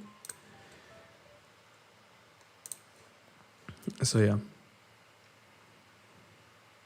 Yeah, worrying about links being dangerous. But I mean, if you're following someone you don't really like, following a game, you don't really think that, I don't personally suspect that their links might be dangerous, personally, if it's some random person. But yeah, I guess, yeah, actually a good point, because if you retweet it and then someone else who doesn't know that game sees it, then they might be wary. They might not want to click on the link. But yeah, this is a pretty good way to do it. You have a link embedded here into the video, so if people actually want to see the full thing, they can click on it, but they don't have to. They can actually already see an excerpt here.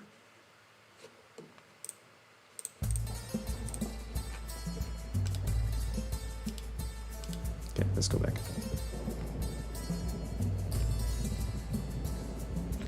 It's making it kind of easy for, desktop people. Like, you can just click this here and it's embedded here.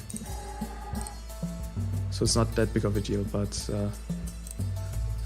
that's not Egyptian, kind of Oriental, like as in like Middle Eastern. But yeah, I don't think it's that easy on phone. I might have to check.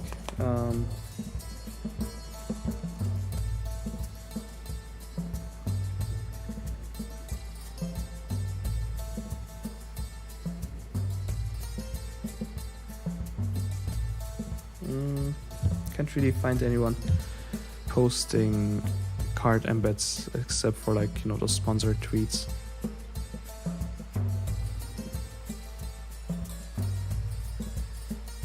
It's usually just videos, not really cards.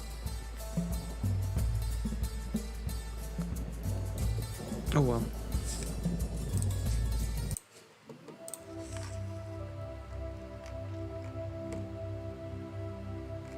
T-shirts. Okay, let's do 2018. This was like pretty close to the release.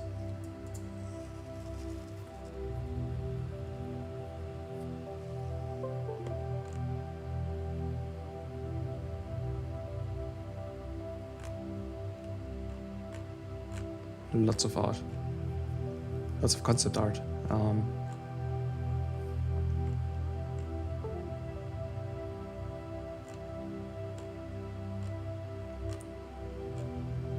They actually do want to go the concept route, but the problem is money.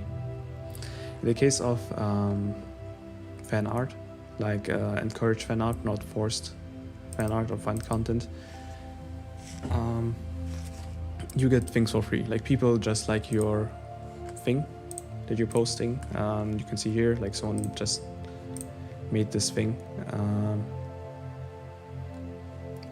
So they pretty much got this fan art for free, or like they don't own it, obviously, but they get like free exposure pretty much by being like, hey, look at this cool thing that they did for our game.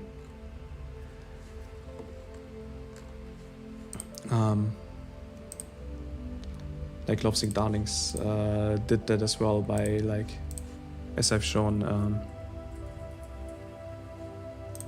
with that one piece of fan art.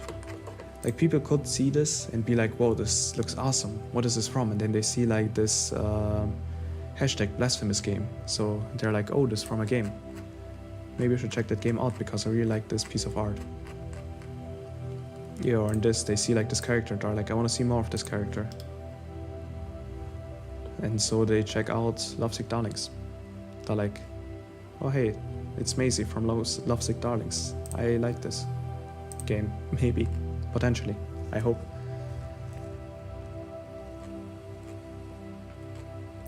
But yeah, if you don't have the opportunity to get that, especially like in our case, we aren't famous enough. Like, Blasphemous has so many people following it, it's like huge. But we aren't huge. We have like 50 followers. Increasing that count is kind of what this whole thing is for. But yeah, commissioning like high quality art to like post on your Twitter to be like, I guess, So it feels like it's heightening the quality of your product, pretty much.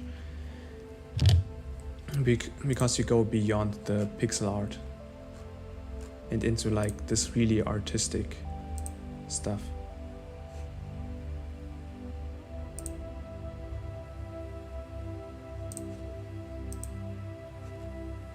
Like in our case, just like pixel art focused. We don't really have any more like traditional or digital non-pixel art pieces.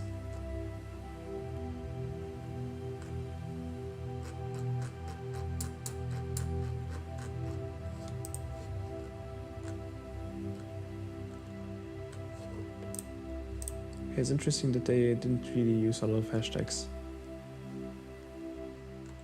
I mean, now they're using hashtags. Yeah, they've started using hashtags. Eventually. Blocktober. Oh, right. One thing. Also really cool. Streams.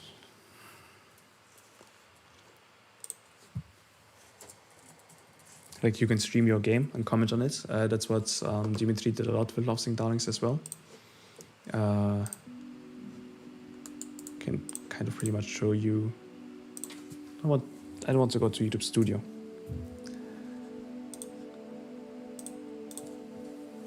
They had like streams of their game. Here you go. And answered questions and stuff and just showed the game.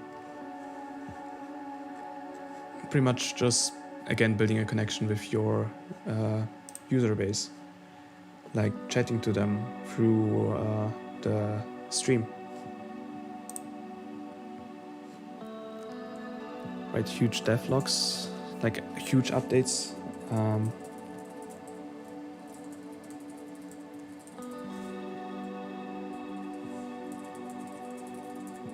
Like not like mini progress reports, but actually like big devlogs, like the things that we are doing with Argo. Over here, like this kind of stuff. Let me actually go to the newest. Here's the, no wait. Here's the newest. We have a video here, we showcase the sprites. That kind of stuff. There's Arlington, best boy. I want a plush of Arlington. Like imagine having like a warrior, like knight owl plush. That would be nice.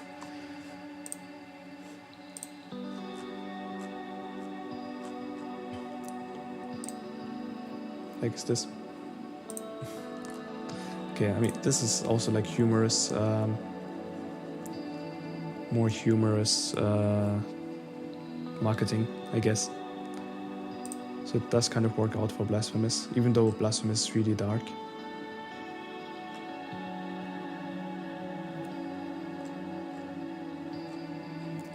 But they aren't like really totally edgy. They do. They are more like light on the darkness. I mean the content itself is really like gory and stuff. But yeah, with stuff like They Are Red and stuff like that. And like this that I shown here, like look sexy AF. Like sexy as hell. Like actually building in a pun with the as hell thing because it's like Christian based, the game.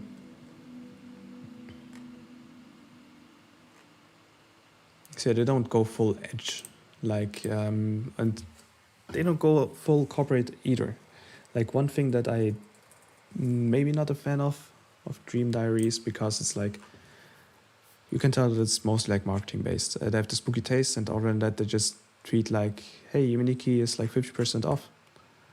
Go get it. It's more spooky text. Or Yuminiki is Dream Diaries now on, what's it called? On Switch, or you can get it on Steam. Stuff like that. They do have like pretty good images, I have to admit. So the images might want to make me retweet this because I'm like, oh, this is a really cool image. I want others to see this as well. But the content of the the actual post is like just go to our page and buy this game. 80% off.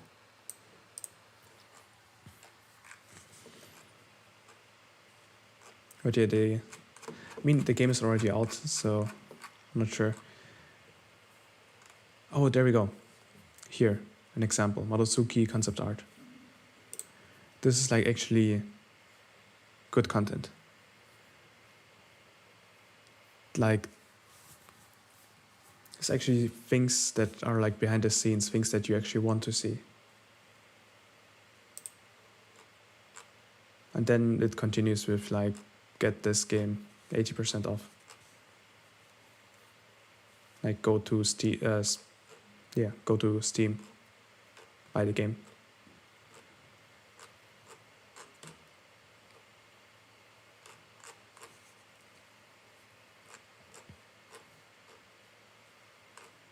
Yeah, see, I'm not a huge fan of how this is getting marketed. I mean, the spooky text thing kind of maybe works because Yumeniki is mysterious and spooky to some degree. But yeah, as I said, it feels like ARG baiting with like pretending to be mysterious even though there's no mystery in what you're writing.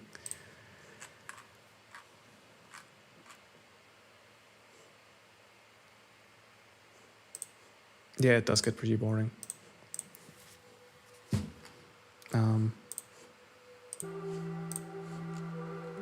One thing is of course also, I forget, influencer marketing. You know, the word influencer kind of has bad connotations. But yeah, doesn't have to. So paid or unpaid.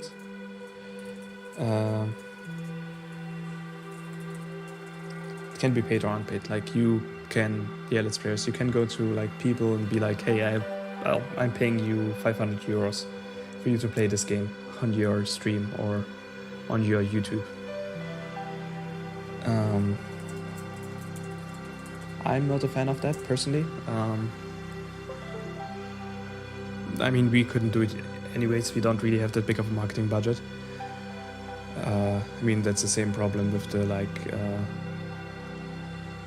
with the forced fan content. We don't really have money to commission people. I would have to pay it out of pocket, pretty much.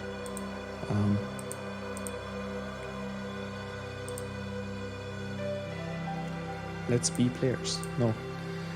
Reviewers, as you said, you can send it into reviewers. You, again, can pay reviewers to review a game, but I don't know. I feel like reviewers who do take money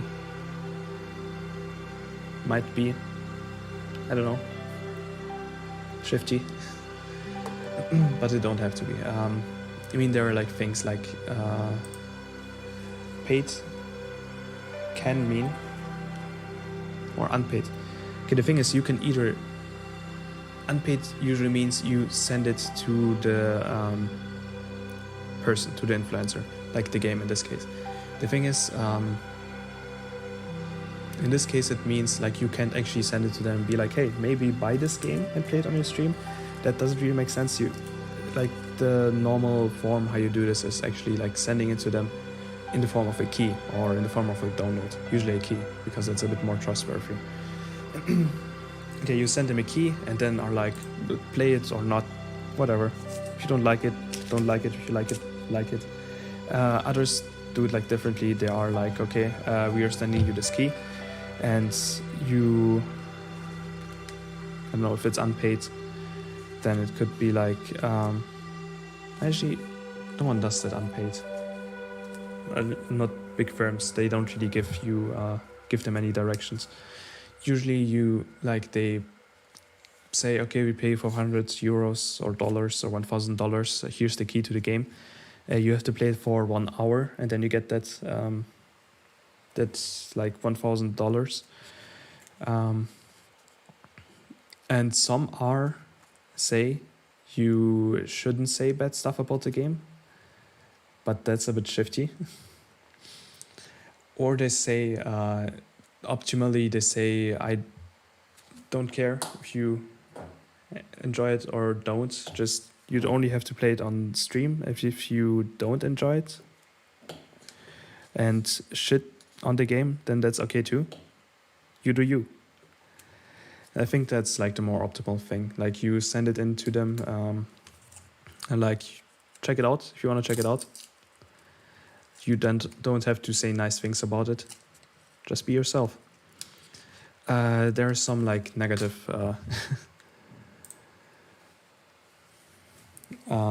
examples.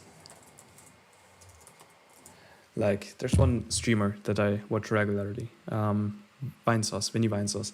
He does get keys sent to him. He doesn't take paid promotions though, like at all. He says, no, I'm not doing paid promotions, but thanks for the key. I guess I can still play it if you want me to. If I feel like it, I'm interested in the game. He does get keys to games through his network. But he doesn't take any where he's actually expected to feel a certain feel a certain way about the game.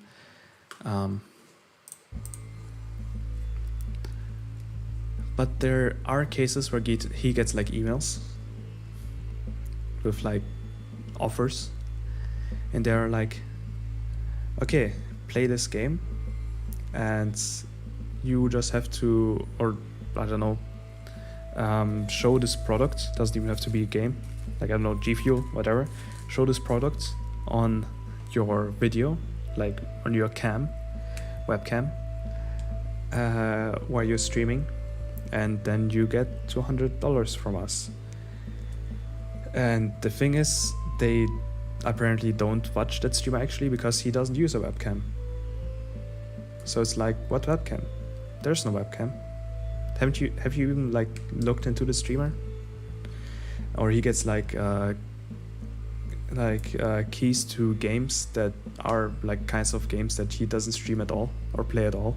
So people didn't actually look into what kind of content they stream, like what kind of content they are interested in. So they just spam it out to different streamers, I guess, and hope that they are actually interested in it.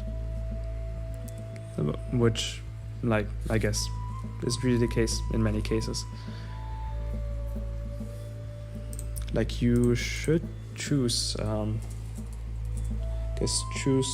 influencers who actually have something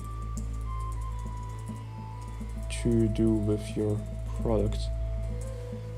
Like in our case, it would be like streamers who enjoy horror jump run games, I guess, or indie games in general.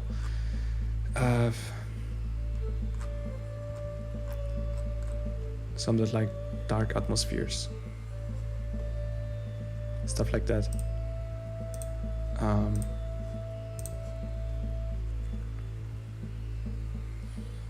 Let's see.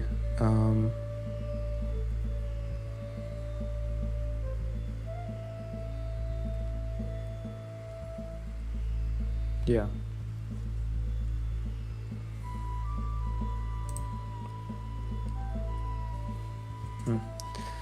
But you also have to be careful, like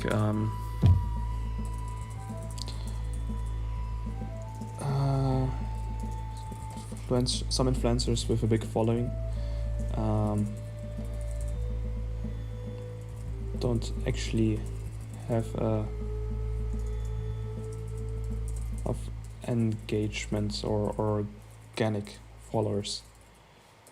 So we get like review sites or something. Let's see, game dev promotion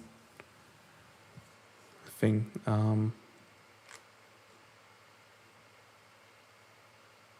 Maybe this one. It's not like a promotion thing. Actually, this one's a bit better off.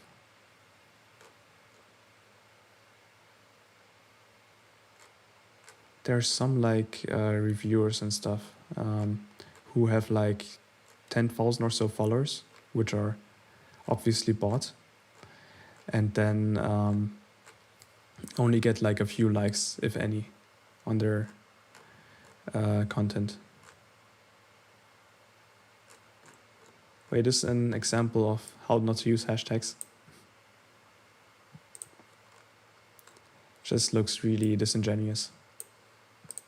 They even tag someone. They tagged themselves, okay.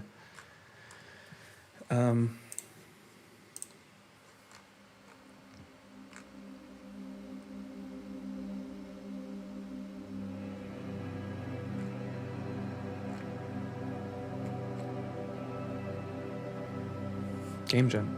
Yeah, game jams are kind of a pretty interesting way to gain followers as well. Yeah, I mean, I'm a bit confused about the self-tag, but oh well. Yeah, that's one thing to be careful of. Oh yeah, there's also, of course, ads. Can't forget about ads.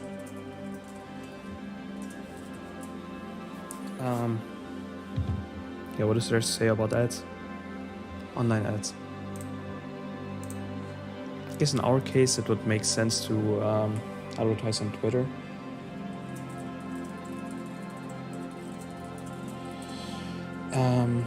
The thing is, you would have to decide, do you do awareness? I guess in our case it would be awareness marketing. So awareness marketing just meaning that you want people to know that your product exists. In this case, that our game exists. I think it might be good for awareness marketing. I would have to try it out. The thing is, I tried marketing.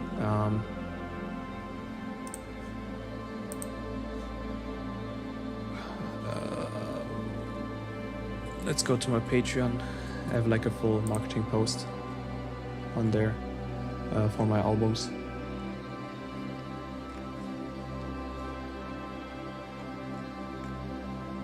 Oh hey, there's Alfred. There you go, my experience marketing my 2 albums. Ad placement.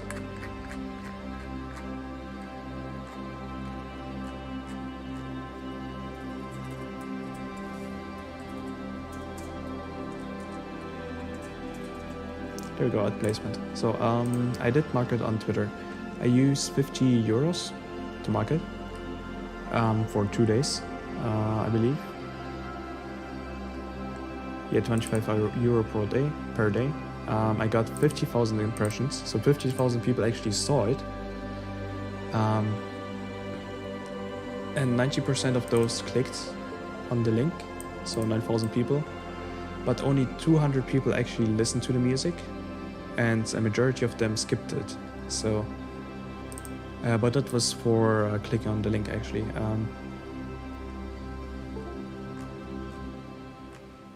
But yeah, there's the marketing funnel. It depends. I mean, in this case, my goal was to sell, and actually it performed pretty much just the way it would have. It was expected. So here's the marketing funnel. If you have 10,000 people, then maybe 2% of those actually maybe are interested in the thing, and that maybe 30% of those are actually like really interested in it and might actually buy it. 25% actually are interested in buying it, and 30% of that, so 5 people out of 10,000, actually buy it. So, yeah. How much is that? It's like 5 divided by 10,000.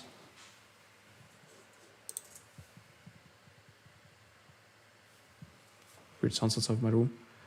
So yeah, 0.0005%. There are more optimistic sales funnel models out there.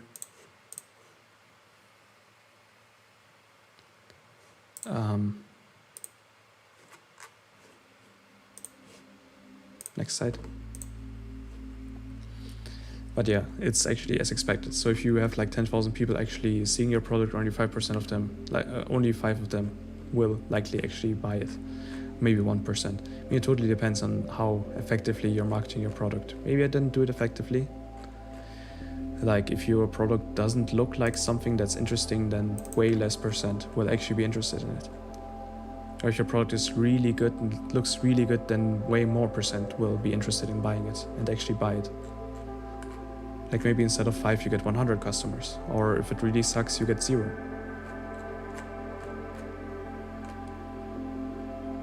So yeah. Yeah, ad placements does work. Ad placement is a thing that you want to do as a marketing person. That's how people actually get aware of you. If you don't actually do any marketing, how are people actually going to find you? So no, do ad placements, but be aware of the marketing funnel. Only the smallest percentage of people who actually see this will buy the product, but you actually do get customers. If you don't do any marketing out of those, like you wouldn't even have those 5 customers. Like you get 10,000 people to view your thing and 5 of them actually are interested in buying your thing. If you get 0 people to see your thing, then yeah, 0.0005% of 0 is still 0. Yeah, you gotta do marketing, usually. I mean, you can like accidentally market yourself well, or get others to market you.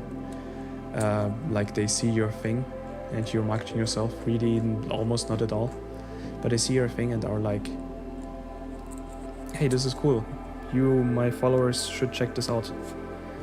And then they get a following because other people shout them out instead of them actually doing proper marketing. But I mean, your chance to actually get noticed is way bigger if you actually do marketing and actually like do things like ad placement. But as I said, you don't really have a budget. So yeah, maybe I'll take the chance and actually use like 10 or 20 euros, just donate it to ourselves, to get our game like noticed by 10,000 people, even if they don't have to click on the link. How many impressions did I get here? 50,000 impressions. So yeah, 50,000 potential people who found out about me. So yeah.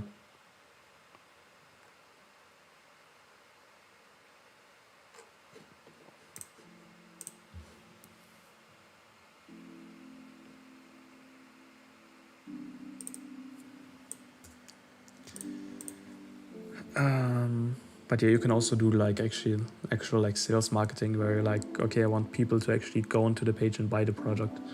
But if like right now in our case, it doesn't really make sense since we don't have a product. We want people to see us. That's the main thing.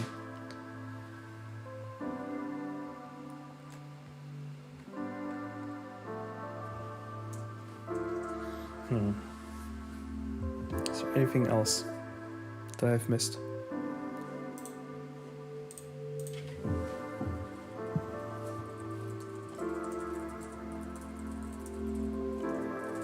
Video game marketing guide. Let's see. 11 video game marketing strategies.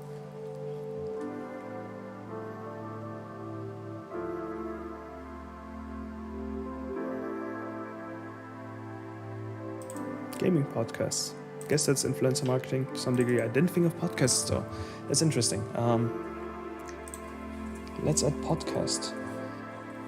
Because I personally don't listen to podcasts. That's the thing. Review websites. Reddit, right? Forgot that we do want to post on Reddit actually.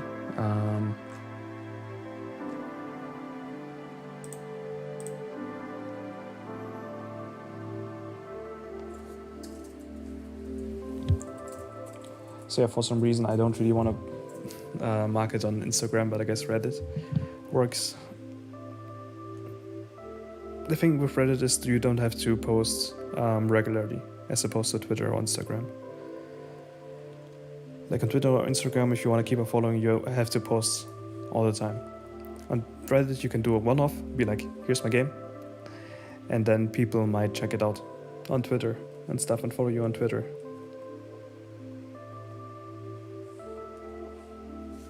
So yeah.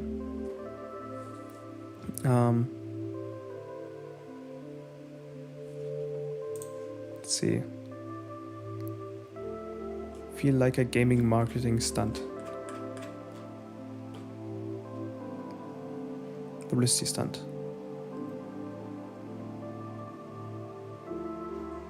Yeah, I guess that's the thing, like creating actual stunts, like stuff like events. Make sure you add that.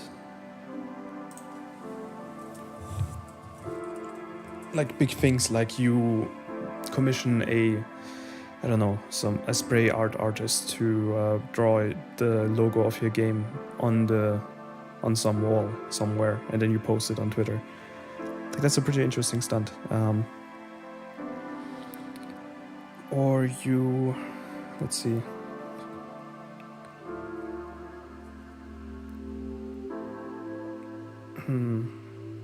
You give away plush toys in your area, like, or stickers, I don't know. Like you stand somewhere and are like, I mean, this is a bit pushy, but you can be like, take a photo of this cutout person from our game, and you get a free orange. I don't know.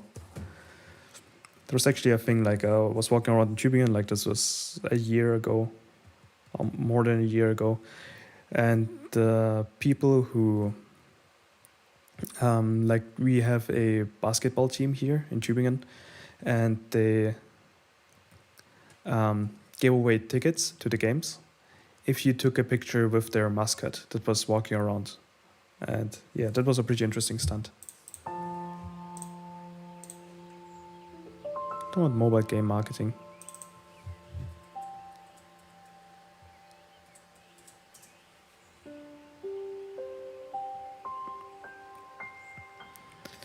But yeah, so far we're only thinking about strategies, but not strategies like specifically to the game. Like I said, things like memes and stuff will get deleted pretty much as soon as I take a proper look at the game and how we can market it. What are its strong points? These are like things that you need to find when you're marketing your game.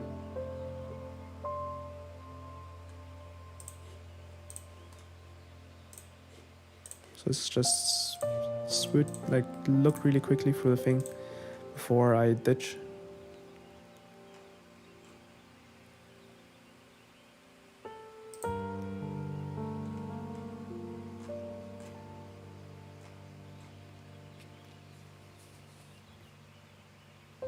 Yeah, there you go.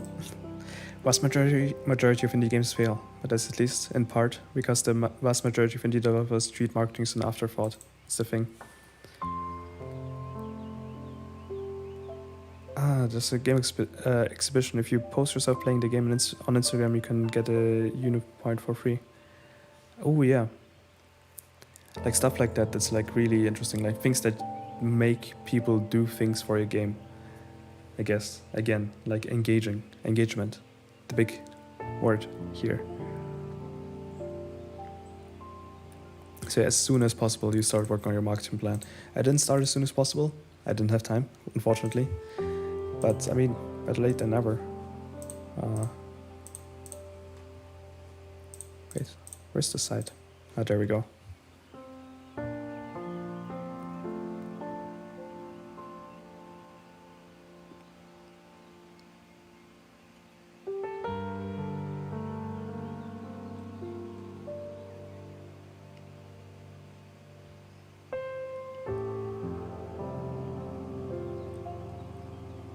So marketing activities.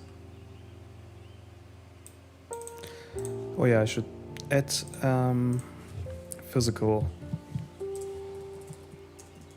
like I guess physical events, like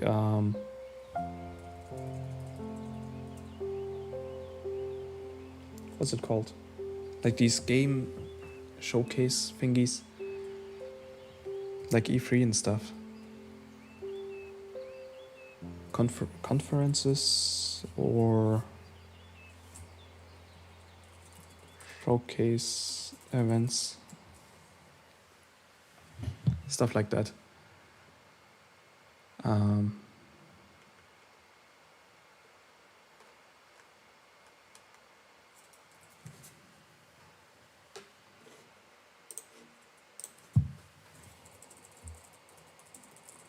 Oh yeah, workshops. Workshops are really good. They don't have to be physical, but I'll definitely add them to events. Because actually showing people how to do things is a pretty good marketing technique. Because then they're like, oh, I might want to hire them because they know their stuff apparently. Or people who like are interested in your craft, in that thing, in the topic, find you because you posted that like workshop thing. I think exhibition, actually, what you wrote is actually better than showcase event.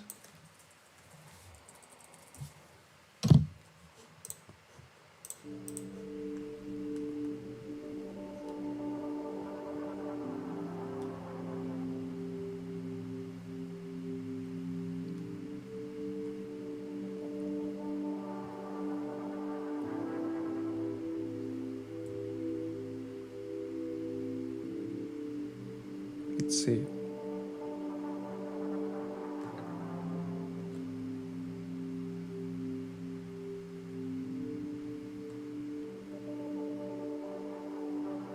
There you go. Have a community before you release the game.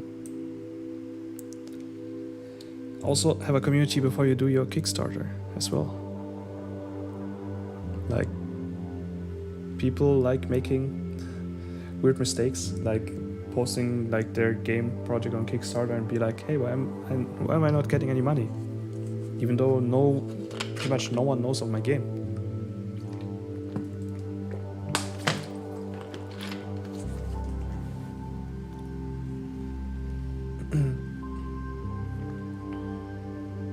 Connect with other game developers, yeah, that too. That's like the promote others kind of thing, kind of ties into this. Like build relationships, so they actually like they promote your stuff, you promote their stuff, kind of that kind of things. And I mean, you get like you meet new people, like actually doing like connecting with people just to use them for marketing is a pretty bad practice, I'd say. Definitely I wouldn't recommend it. So like, but if you meet someone on Twitter, for example, like in our case, might as well promote them. Buttermilch. They were Buttermilch. We found them through a game jam, and they became a fan of our game.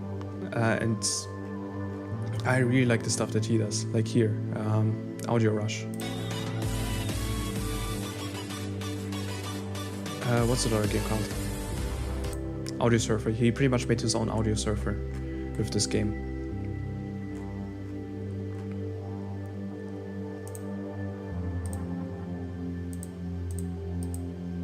So yeah, reconnected because of the game jam that I mentioned. And yeah, he retweets our content. I always forget to retweet his content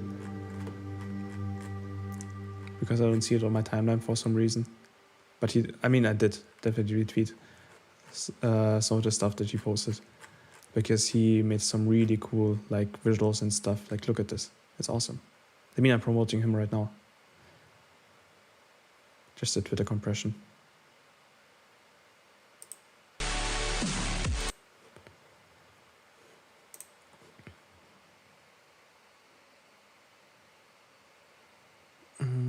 Let's see.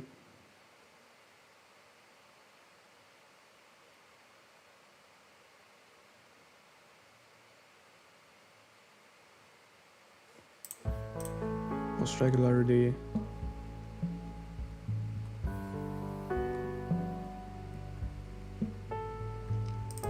I mean, in my case, maybe you can talk from personal experience with the like connect with people and stuff.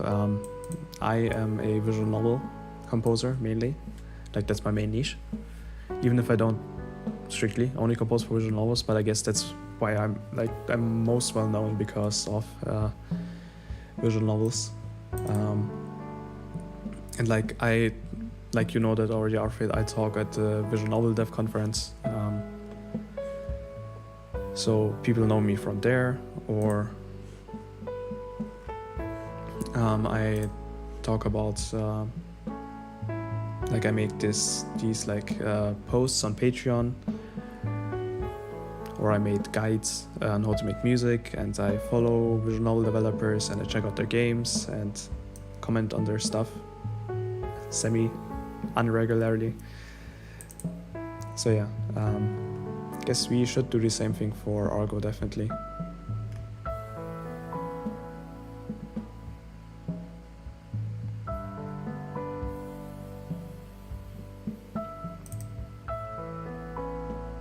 Oh, smaller streamers. Oh, okay, they tend to play games in the same genre as the streamers. As the streamer, and the conversion rates are actually a lot better than with big streamers. Ah, okay. It's actually really interesting. Well,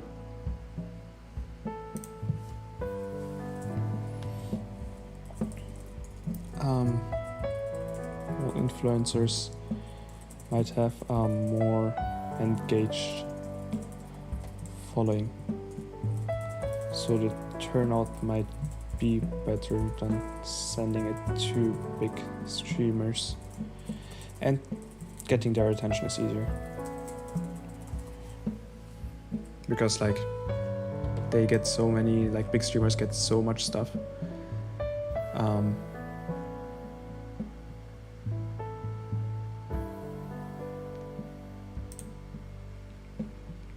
Like so many emails and stuff.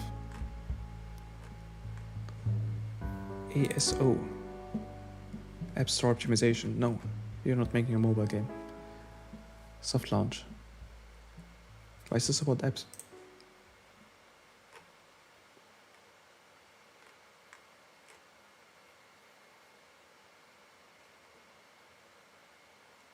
Oh, sounds interesting. What's going on, guys? Tim Russwick here, and today I want to talk about the secret to indie game marketing success. Now, before I tell you what the secret is, I want to kind of go through some stuff and tell you a quick story, because you may be wondering, Tim, how are you going to talk about indie game marketing success? I've never heard of one of your games hitting the top charts. You don't have 1 million plus downloads. What are you doing? Well, back in 2010, I started a marketing company. Actually, it was about 2008, 2009, but I officially incorporated in 2010. And the reason why I started a marketing company is because before that, I had created a piece of software that was for game developers to help get their assets in engine in an easier way. Like back at the time, there wasn't a lot of drag and drop software for this kind of stuff. So I built an easy application that allowed people to, basically artists, to get their models and assets and stuff into a game engine to where they could drag and drop it in like some of these other applications. And I did really well with that application, but not at first. At first, I made it a lot more user-friendly, and 3, I really tried to understand who would buy this, why, and where they were.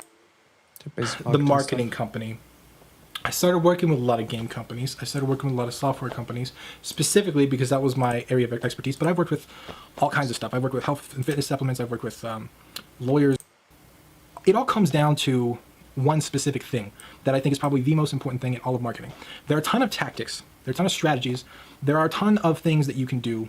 The things that you do change over time though, right? So like 10, 15 years ago, there was no social media marketing. That didn't exist. There was no social media. How could that work? So that's adapted, but social media marketing is just a different form of doing the same thing. It's building a network. It's building a selection of people that love you and your product and your service, right? So like, and games is actually easier to do than other types of software because people are very passionate about games. When you find a game that you love, you want to share it with like the whole world, right? Like I know, again, like I'm a big Destiny fan. Even though that's a AAA game, like that is a game that I have been evangelical about from the beginning. I tell everybody about that game over and over and over again. Everybody's sick of hearing about it from me because like I love the game so much. And I mean, I was a Bungie fan forever, so like that makes sense. But it's something that you have to really get grips on, because I mean, I tell this whole coherent story about starting a marketing company and all this stuff, but at the same time of even though I had success, there are a lot of failures in between. There are a ton of failures. I started a marketing company and that was successful. I wrote a piece of software and that was successful, but there were 6 other companies in that time period that failed. There are so many times where I lost money. There are so many times where I went broke. Like, I've had to choose between feeding me or my dog. I've been homeless so many times from just taking risks and trying to be an entrepreneur and trying to make things happen. And here's the secret to marketing. Here's the secret to life, I think, too. And that is that there is no secret. It's hard work and it's consistency. Consistency. So yeah, that's the thing. Being consistent. We haven't been too consistent, I would say, with our game. Like I said, we had like periods where we didn't really have anything to post. I didn't have time to work on marketing. Then we had like this mini game jam thing with Gizmo's Dungeon Rant here in the middle.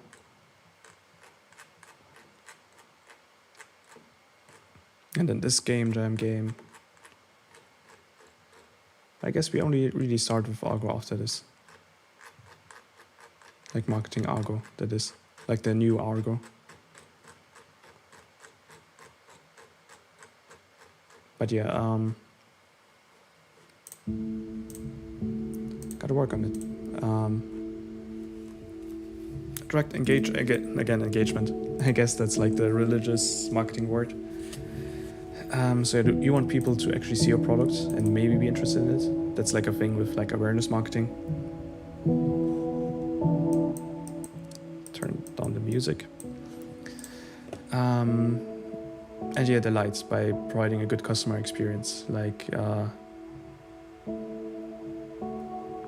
you don't just want to spam them about your game. They actually need to get a use out of this. It's actually a difference. There are like me marketers or me posting, and I forgot what the other one is. Info poster. Maybe. So the first one posts about themselves. They post about like what they did in their day on social media. I know they post their cats' pictures or something. I don't know. The second one are like information posters. Like they post about like things that might actually interest their the people who aren't necessarily only interested in that person. Like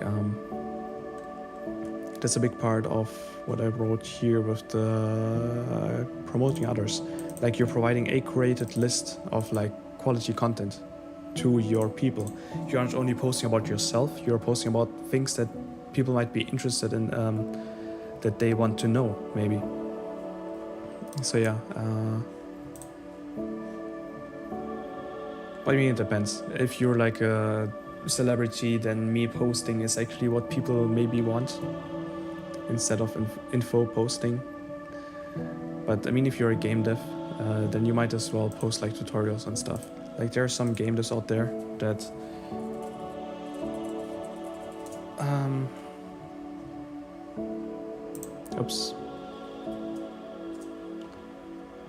that post stuff like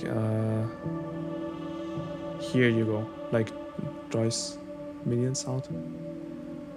Yeah, they're working on AstroCat, right? And they made a tutorial on how to like make ledge climbing, stuff like that, while they're still developing their own game. So people are like, hey, I want to know how to make ledge climbing in my Unity game.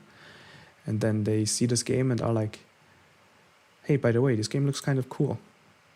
Maybe I should follow it. Like, check it out. Stuff like that.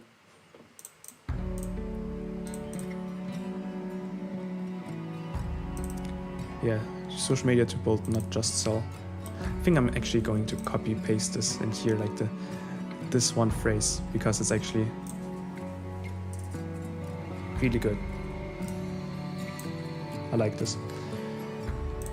It's also part of providing like meaningful content to your people. You don't just want to post about their game and just force them to buy your game. You actually want them to be interested in what you post and actually be interested in your game and actually be interested in your content. And maybe on the side, they actually like your game. Like it shouldn't be totally unrelated, of course. Like we are going to, like if you're going to promote people like here with our game, we aren't going to promote like visual novels, because that's not the kind of game that this is. Or I don't know, we aren't going to promote cosmetic products because people who would be interested in our game aren't interested in that. You want to build a crowd of people who are interested in things that are like your game.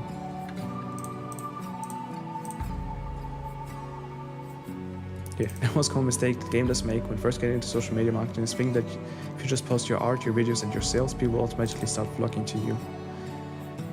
You can't just sell your own product, you need to interact with people. You need to find people who like the same thing you do, play the same games, follow the same content creators, use the same hashtags, and start conversations with them. Talk with them as if they're real people, because that's exactly what the person on the other end is. So yeah, you're not actually selling, like you... How would you say it? You shouldn't feel like especially as an indie game thing, where you have the strength of being like consisting of a few people, you shouldn't feel like you're just a marketing machine. You should feel to the people like you're actually a person that they could be interested in. And then, because they're interested in because there's something alive, so to speak, behind that game. Like it's not some dead marketing machine behind that, but an actual person.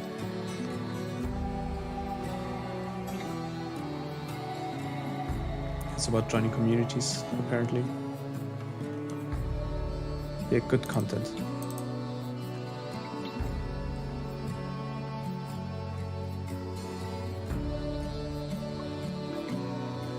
Oh, okay, this is interesting. I am going to copy paste this.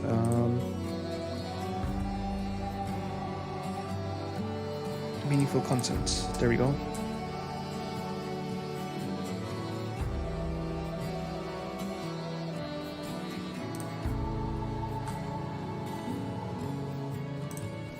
You should rewrite this to and good content, because meaningful is part of good content. I really like this post. 7-20-10 rule.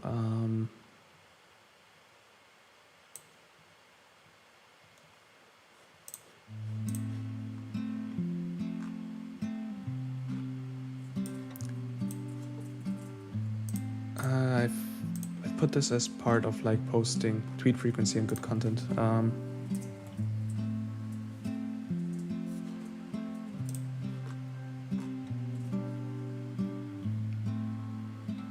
Okay, post once a day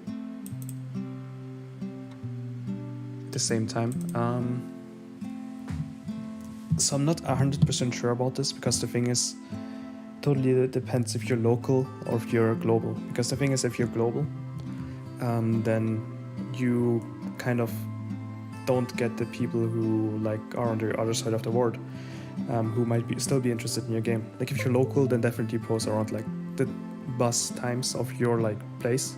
If I'm making a German game, I'm going to post content around the times when most Germans are on Twitter. But in our case, we want to get global people, people who live in, I don't know, give me a good country. Indonesia. There we go. So people who live in Indonesia should be aware of that stuff as well.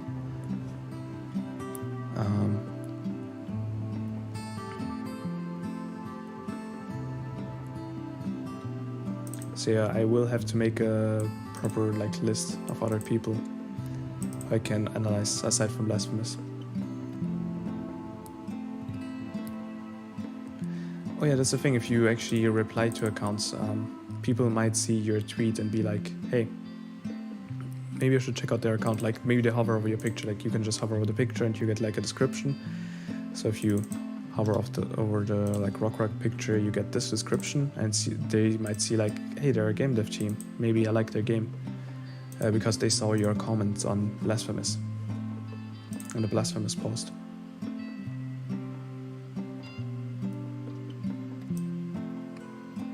So yeah, here's the kind of a bit of problem for us. like I said, I don't really have enough time to do so much marketing, but if you really want to do proper marketing, you have to invest the time. Oh, Screenshot Saturday is actually one of the biggest. Actually use it more. Devtober. It's like pretty much just now, in the Dev Hour. Let's see. So yeah, time to spam on Devtober.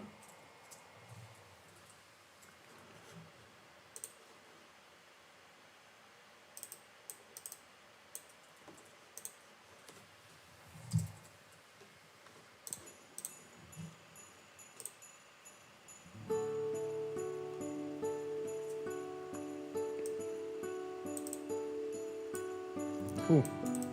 Okay, they had really big successes with the Devtober stuff.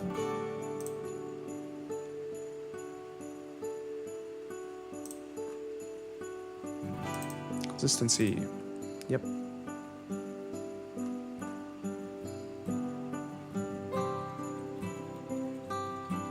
Here you go. Don't just retweet anything. Like it actually has to be interesting to your followers. Blog article about my game's genre, what is related to their interests and needs, why would my audience want to see this, all that stuff.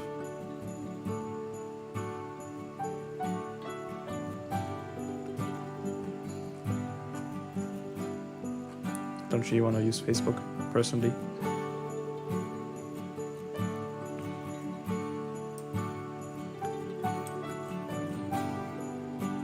So the problem with some of these is that you have to actually be, according to the guidelines, be active on these forums or these subreddits. So yeah, again, more time that you have to put into it.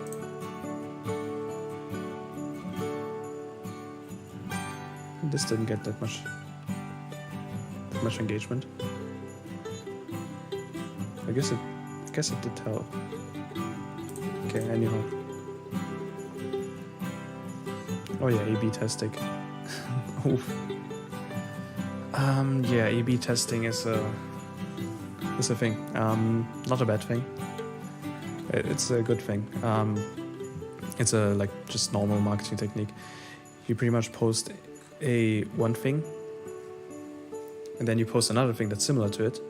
Like let's say you post I don't know. Is there maybe a thing here? Here, let's say for 2 weeks you post screenshots, and then next 2 weeks you post GIFs. Then you look what actually got more engagement, the pictures or the GIFs. So you test product A, alright, technique A, posting pictures, against technique B, which is GIFs. Then you get, oh, GIFs are better. So yeah.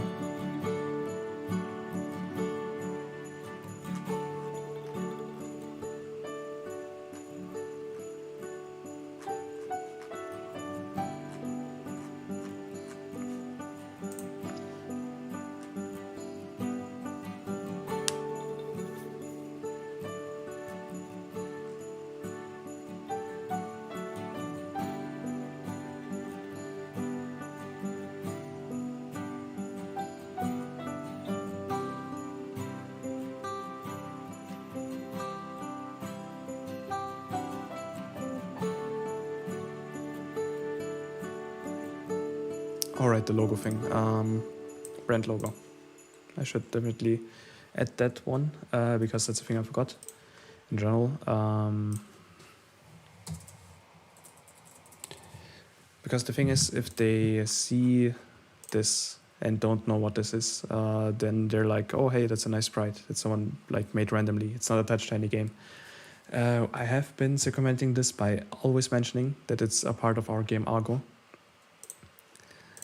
But a better choice on top of that would be like having the Argo logo somewhere. Like so people know, oh yeah, this is an Argo screenshot.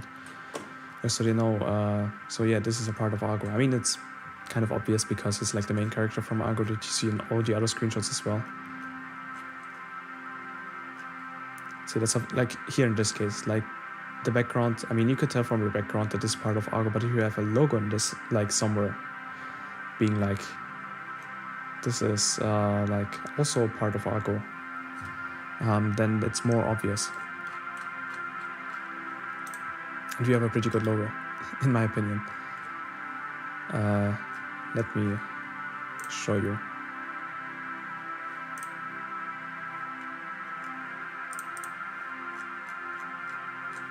This is the Argo logo. I really like this one. It was made by Kev. Or this guy.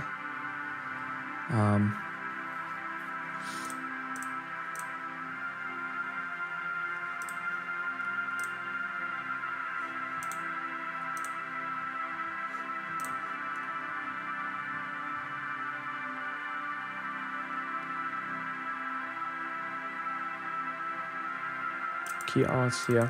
I guess that's the thing with the like content, fan content. I mean, it doesn't have to like feel like fan content. Like in the case of Lovesick Darling, it was kind of like fan content that one commissioned art. But you can also commission like some art from some famous or even non-famous artist, and then use it as like a front for your game.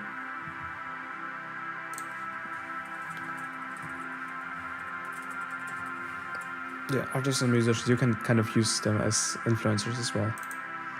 Pretty much by saying, like, commissioning them to draw fan art of your game.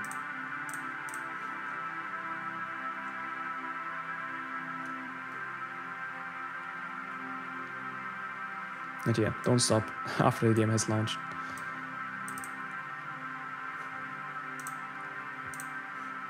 Okay, that's that.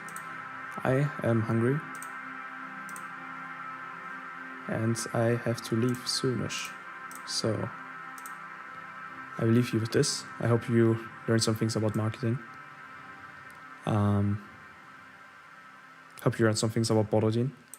It's been like 3.5 hours. Holy moly. Okay, but I gotta leave soon and do some work. Yeah, thanks for being here.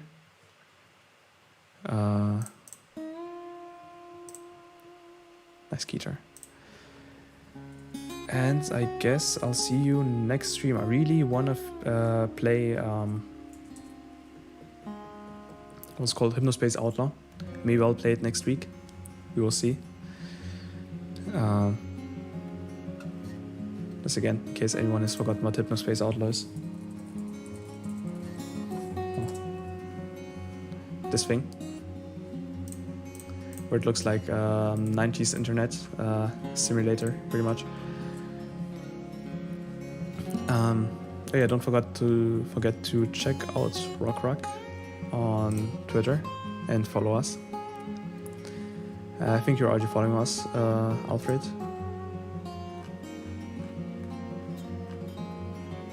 Are you? Yeah, you are.